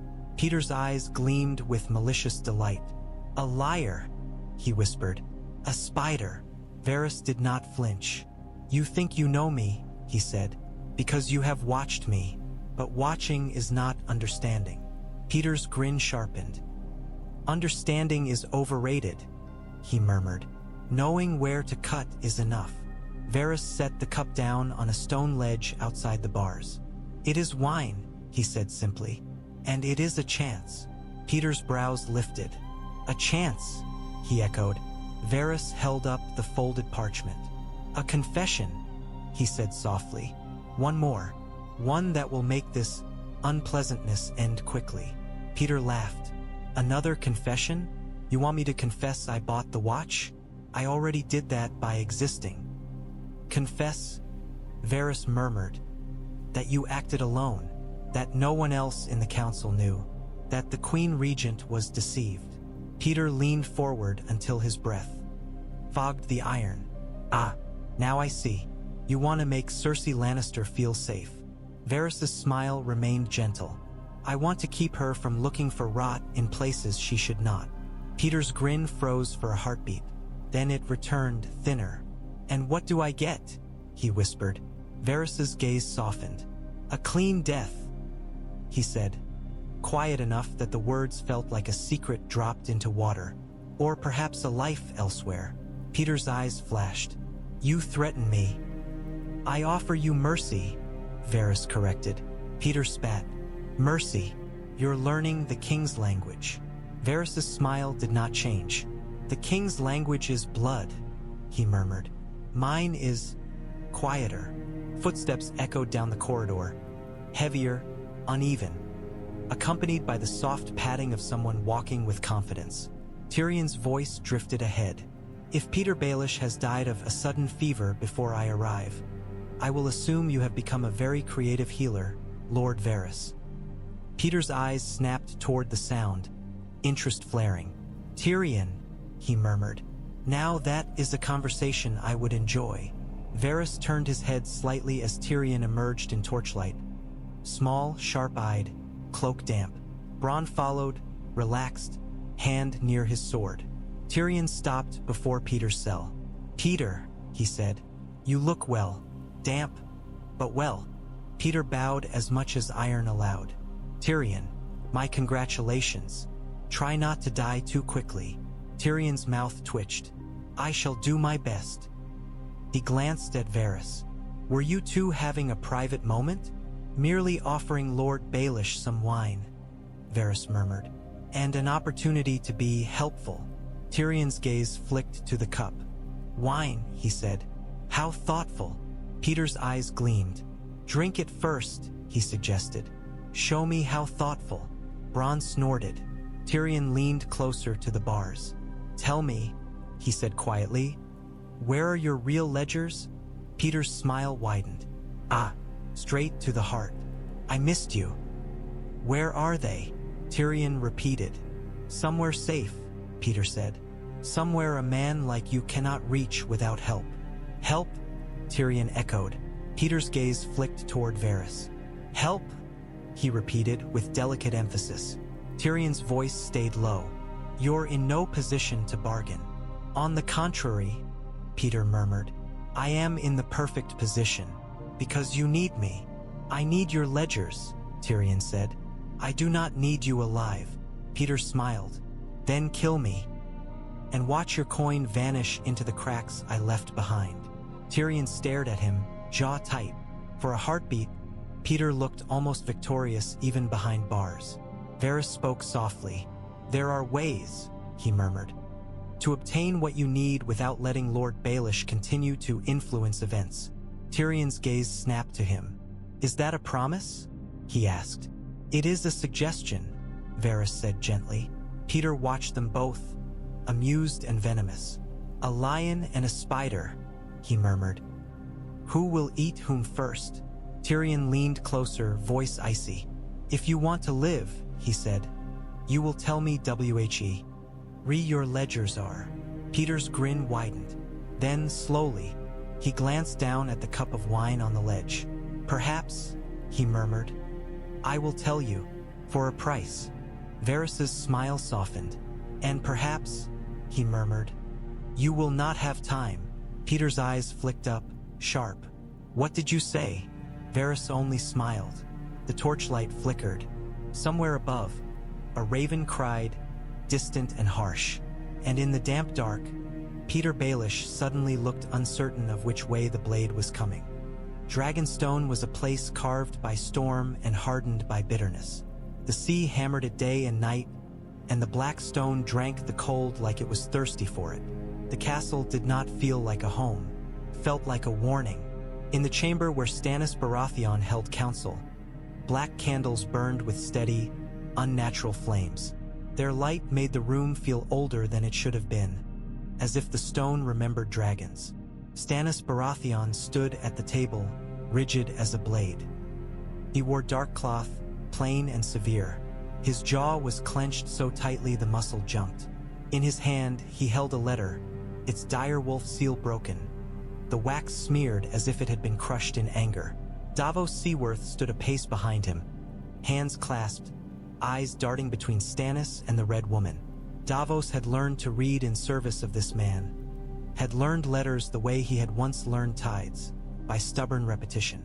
Now those letters brought news that might change the realm. Melisandre of Ashai stood near the brazier, red silk pooling around her like blood. The ruby at her throat caught candlelight and glowed, a heartbeat of scarlet. She watched Stannis with calm certainty, as if she could already see how the story ended. Stannis spoke without turning. Robb Stark offers terms, he said. Davos swallowed. Terms, your grace. Stannis's mouth twisted. Terms, he repeated. The boy says he will not bend the knee to Joffrey Baratheon. He says he will not name himself king while his father lives. He says he will consider supporting my claim if I ensure the safe passage of Eddard Stark to the wall and return the Stark girl. Davos felt relief flicker. Terms meant negotiation. Negotiation meant a chance to gather strength without bleeding it all away. But Stannis's face was stone. He wants me to trade a hostage, Stannis said coldly, as if a king barters justice. Melisandre's voice slid in. He is a wolf, she murmured. Wolves bargain with teeth bared. Stannis's eyes flicked toward her. And what would you have me do? Melisandre's smile was faint. Take what is yours, she murmured. Davos stepped forward slightly. Your grace, he said. The north is far. If Robb Stark fights the Lannisters, he weakens them. That helps you. He helps himself, Stannis snapped. He fights because his people are being killed, Davos said quietly. Lightning flashed outside, white and violent, throwing sharp shadows across black stone. The sea's roar rose, then fell again like a giant breathing. Stannis looked back down at the letter. Eddard Stark, he said, and his voice changed slightly. A man who would rather choke on lies than let his daughters die. Melisandre's eyes glinted. Duty is a chain, she murmured. Chains can be burned. Stannis's mouth twisted. He confessed, Stannis said. He confessed to treason before the September. He named Joffrey his king. He confessed to save his child, Davos said. A man can bend and still be a man. A man bends. Stannis snapped. And the realm learns bending is allowed. That is how law dies. Davos flinched but held his ground. Law dies when kings make it a whip, he said, then immediately regretted the boldness. Stannis stared at him, then looked away. You forget yourself, he said. Davos bowed his head. Aye, your grace. Melisandre's smile did not change. Honesty is rare, she murmured. Honesty does not win wars, Stannis said. Melisandre stepped closer. Fire wins wars, she murmured. The Lord of Light shows me a crown in flames, and you beneath it. Davos felt his skin prickle at the word darkness, at the certainty in her tone. Stannis stared at the map, fingers tracing the coastline as if measuring reach. Dragonstone was strong but isolated. The realm would not come to him out of love. It would come out of fear or conviction. The Stark boy offers terms, Stannis said again. He wants his sister. He wants his father safe. Davos seized the opening. Then give him what costs you nothing, he urged. Eddard Stark goes to the wall anyway. Promise the girl's return when the city falls, and you may have the north at your back. Stannis' eyes narrowed. Promise. A king's word is not a coin. No, Davos agreed. It's heavier. That's why it matters. Melisandre murmured. The north is cold. Cold preserves the dead. Davos' stomach turned. He hated how casually she spoke of death. Stannis' hand crumpled the parchment slightly. Then he smoothed it again. Right back, he said abruptly. Davos blinked. Your grace. Tell Robb Stark I will not recognize any king but myself, Stannis said. Tell him Joffrey is a bastard born of incest. Tell him if he supports me, his sister will be returned when the city falls. Tell him Eddard Stark's passage to the wall will not be hindered by any man who calls himself mine. Davos felt relief flood through him. Aye, he said quickly. Stannis turned toward Melisandre. And tell your god, he said coldly, that I will not burn the realm to save it. Melisandre smiled, serene. The realm burns already, she murmured. I merely offer you the flame that burns true. Outside, thunder rolled over the sea like distant drums.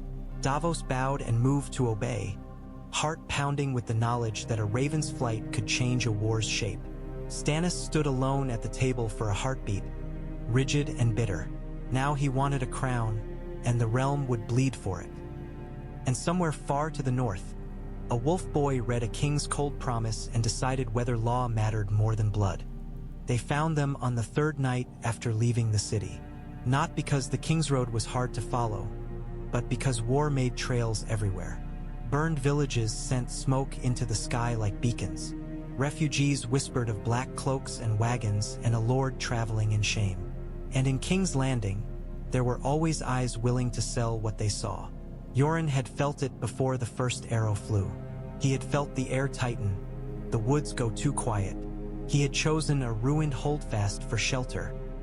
A squat ring of stone with a broken palisade, the kind of place a farmer might retreat to when raiders came, if the farmer believed stone could stop fire. The wagons were pulled inside. Horses stamped nervously. The recruits huddled in the damp, muttering. Janos Slynt cursed and complained, chains clinking, until Yoren threatened to cut out his tongue and feed it to the crows. Lord Eddard Stark stood near a collapsed wall, watching the dark beyond the broken gate. He had said little on the road. He did not complain. He did not beg. He moved with the grim acceptance of a man walking toward a life that would never belong to him.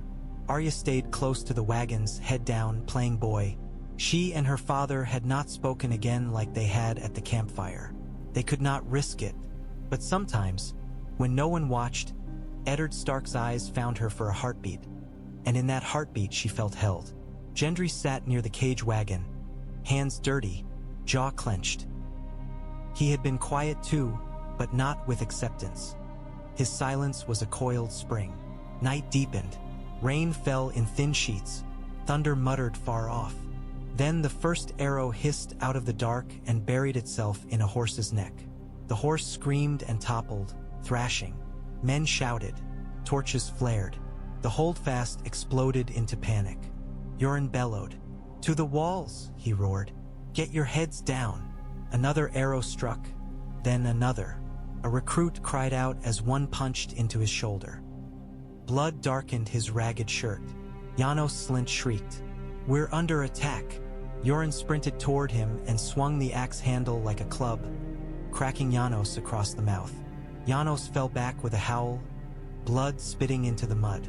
"Quiet," Yoren snarled, "or I'll kill you myself." Boots pounded outside the broken gate. Torches appeared in the darkness. Through the rain, Arya saw the glint of armor and the flash of crimson cloth. Lion banners snapped, wet and heavy. Lannister men. Eddard Stark moved without thinking. Someone thrust a short sword toward him, hands shaking. Eddard Stark took it, fingers closing around the hilt with grim familiarity. "Stay back," Eddard Stark said to the nearest boys. "Get behind stone. Now." The Lannister soldiers surged into the holdfast. At their front strode a man in heavier armor, posture confident, cruel energy rolling off him. "Serame lorch. "Search the wagons." Serame lorch chautiv." "The king wants the bastard and the wolf girl. Kill the rest." The words hit Arya Lee. "Guys, wolf girl. They were hunting her." Eddard Stark's head snapped toward Arya for the briefest heartbeat, eyes sharp with fear. Yoren charged first, axe swinging. He smashed into a Lannister shield, axe biting wood and bone. The man screamed. Yoren ripped the axe free and swung again. Eddard Stark moved beside him, sword flashing. He parried a downward blow, shoved the man back, then drove the sword into the gap beneath the man's arm. Blood poured. Arya stared for a heartbeat, stunned by the sight of her father killing. It was not clean. It was wet and loud and smelled like iron. A Lannister man grabbed a torch and flung it onto the wagon. Straw caught. Fire climbed, hungry even in rain. Smoke rolled up, stinging eyes. "Gendry!" Arya shouted, and the girl in her voice cracked through the boy mask. Gendry's head snapped up from the cage wagon. "Arry!" he shouted back, and then he froze as he heard her voice. Arya sprinted through mud, slipping, scrambling toward the cage wagon. The lock hung heavy. Inside, boys screamed and shoved. A Lannister soldier saw her and lunged. Arya twisted away, heart pounding, and her hand went under her tunic for needle. Steel flashed in rain. The soldier's sword came down. Arya ducked, mud splattering her face. She shoved needle forward the way Syrio had taught her. Quick, straight. Needle slid into the man's thigh. He screamed, stumbling. Arya yanked the sword free and ran, breath ragged. Behind her, Eddard Stark roared, louder than she had ever heard. "Arya!" Ser Amory Lorch turned like a dog scenting meat. "There!" he shouted. "Take her!" Lannister men surged toward Arya. Eddard Stark barreled through the chaos toward her. Cloak torn, face grim, sword wet. He cut down one man who got too close, then shoved Arya hard toward the broken wall at the far side. "Run!" he snarled. "Into the woods!" Arya's breath hitched. "Father!" Eddard Stark's eyes flashed, fierce and pained. "Go!" he roared. Yoren fought nearby, axe rising and falling, but Lannister men poured in like floodwater. One struck Yoren across the shoulder. Yoren bellowed and swung back, splitting the man's helm. Another spear thrust toward him. Eddard Stark saw it. He lunged, parrying the spear, but the moment cost him. Ser Amory Lorch's blade flashed toward Eddard Stark's side. Steel scraped. Pain flared across Eddard Stark's face. Arya screamed. Eddard Stark staggered, but did not fall. He shoved Arya again, harder. "Now!" he snarled. Arya stumbled into the mud, then into the gap in the broken wall, then into wet grass beyond. The woods loomed, dark and thick. Behind her, the holdfast burned. She ran. Branches whipped her face. Mud sucked at her boots. She heard shouts behind her. Lannister men calling, The clash of steel, the crackle of burning wood. Thunder rolled overhead. She ran until her lungs felt like they were tearing. Then she dove into a thicket, pressing herself into wet leaves, heart hammering. Through gaps in the branches, she saw torches weaving, shadows chasing. A torch passed close. A voice snarled, "Find the girl!" Another voice, farther off, "The Lord, take the Lord alive!" Alive. They wanted her father alive. Arya pressed her hand over her mouth, tasting mud and blood.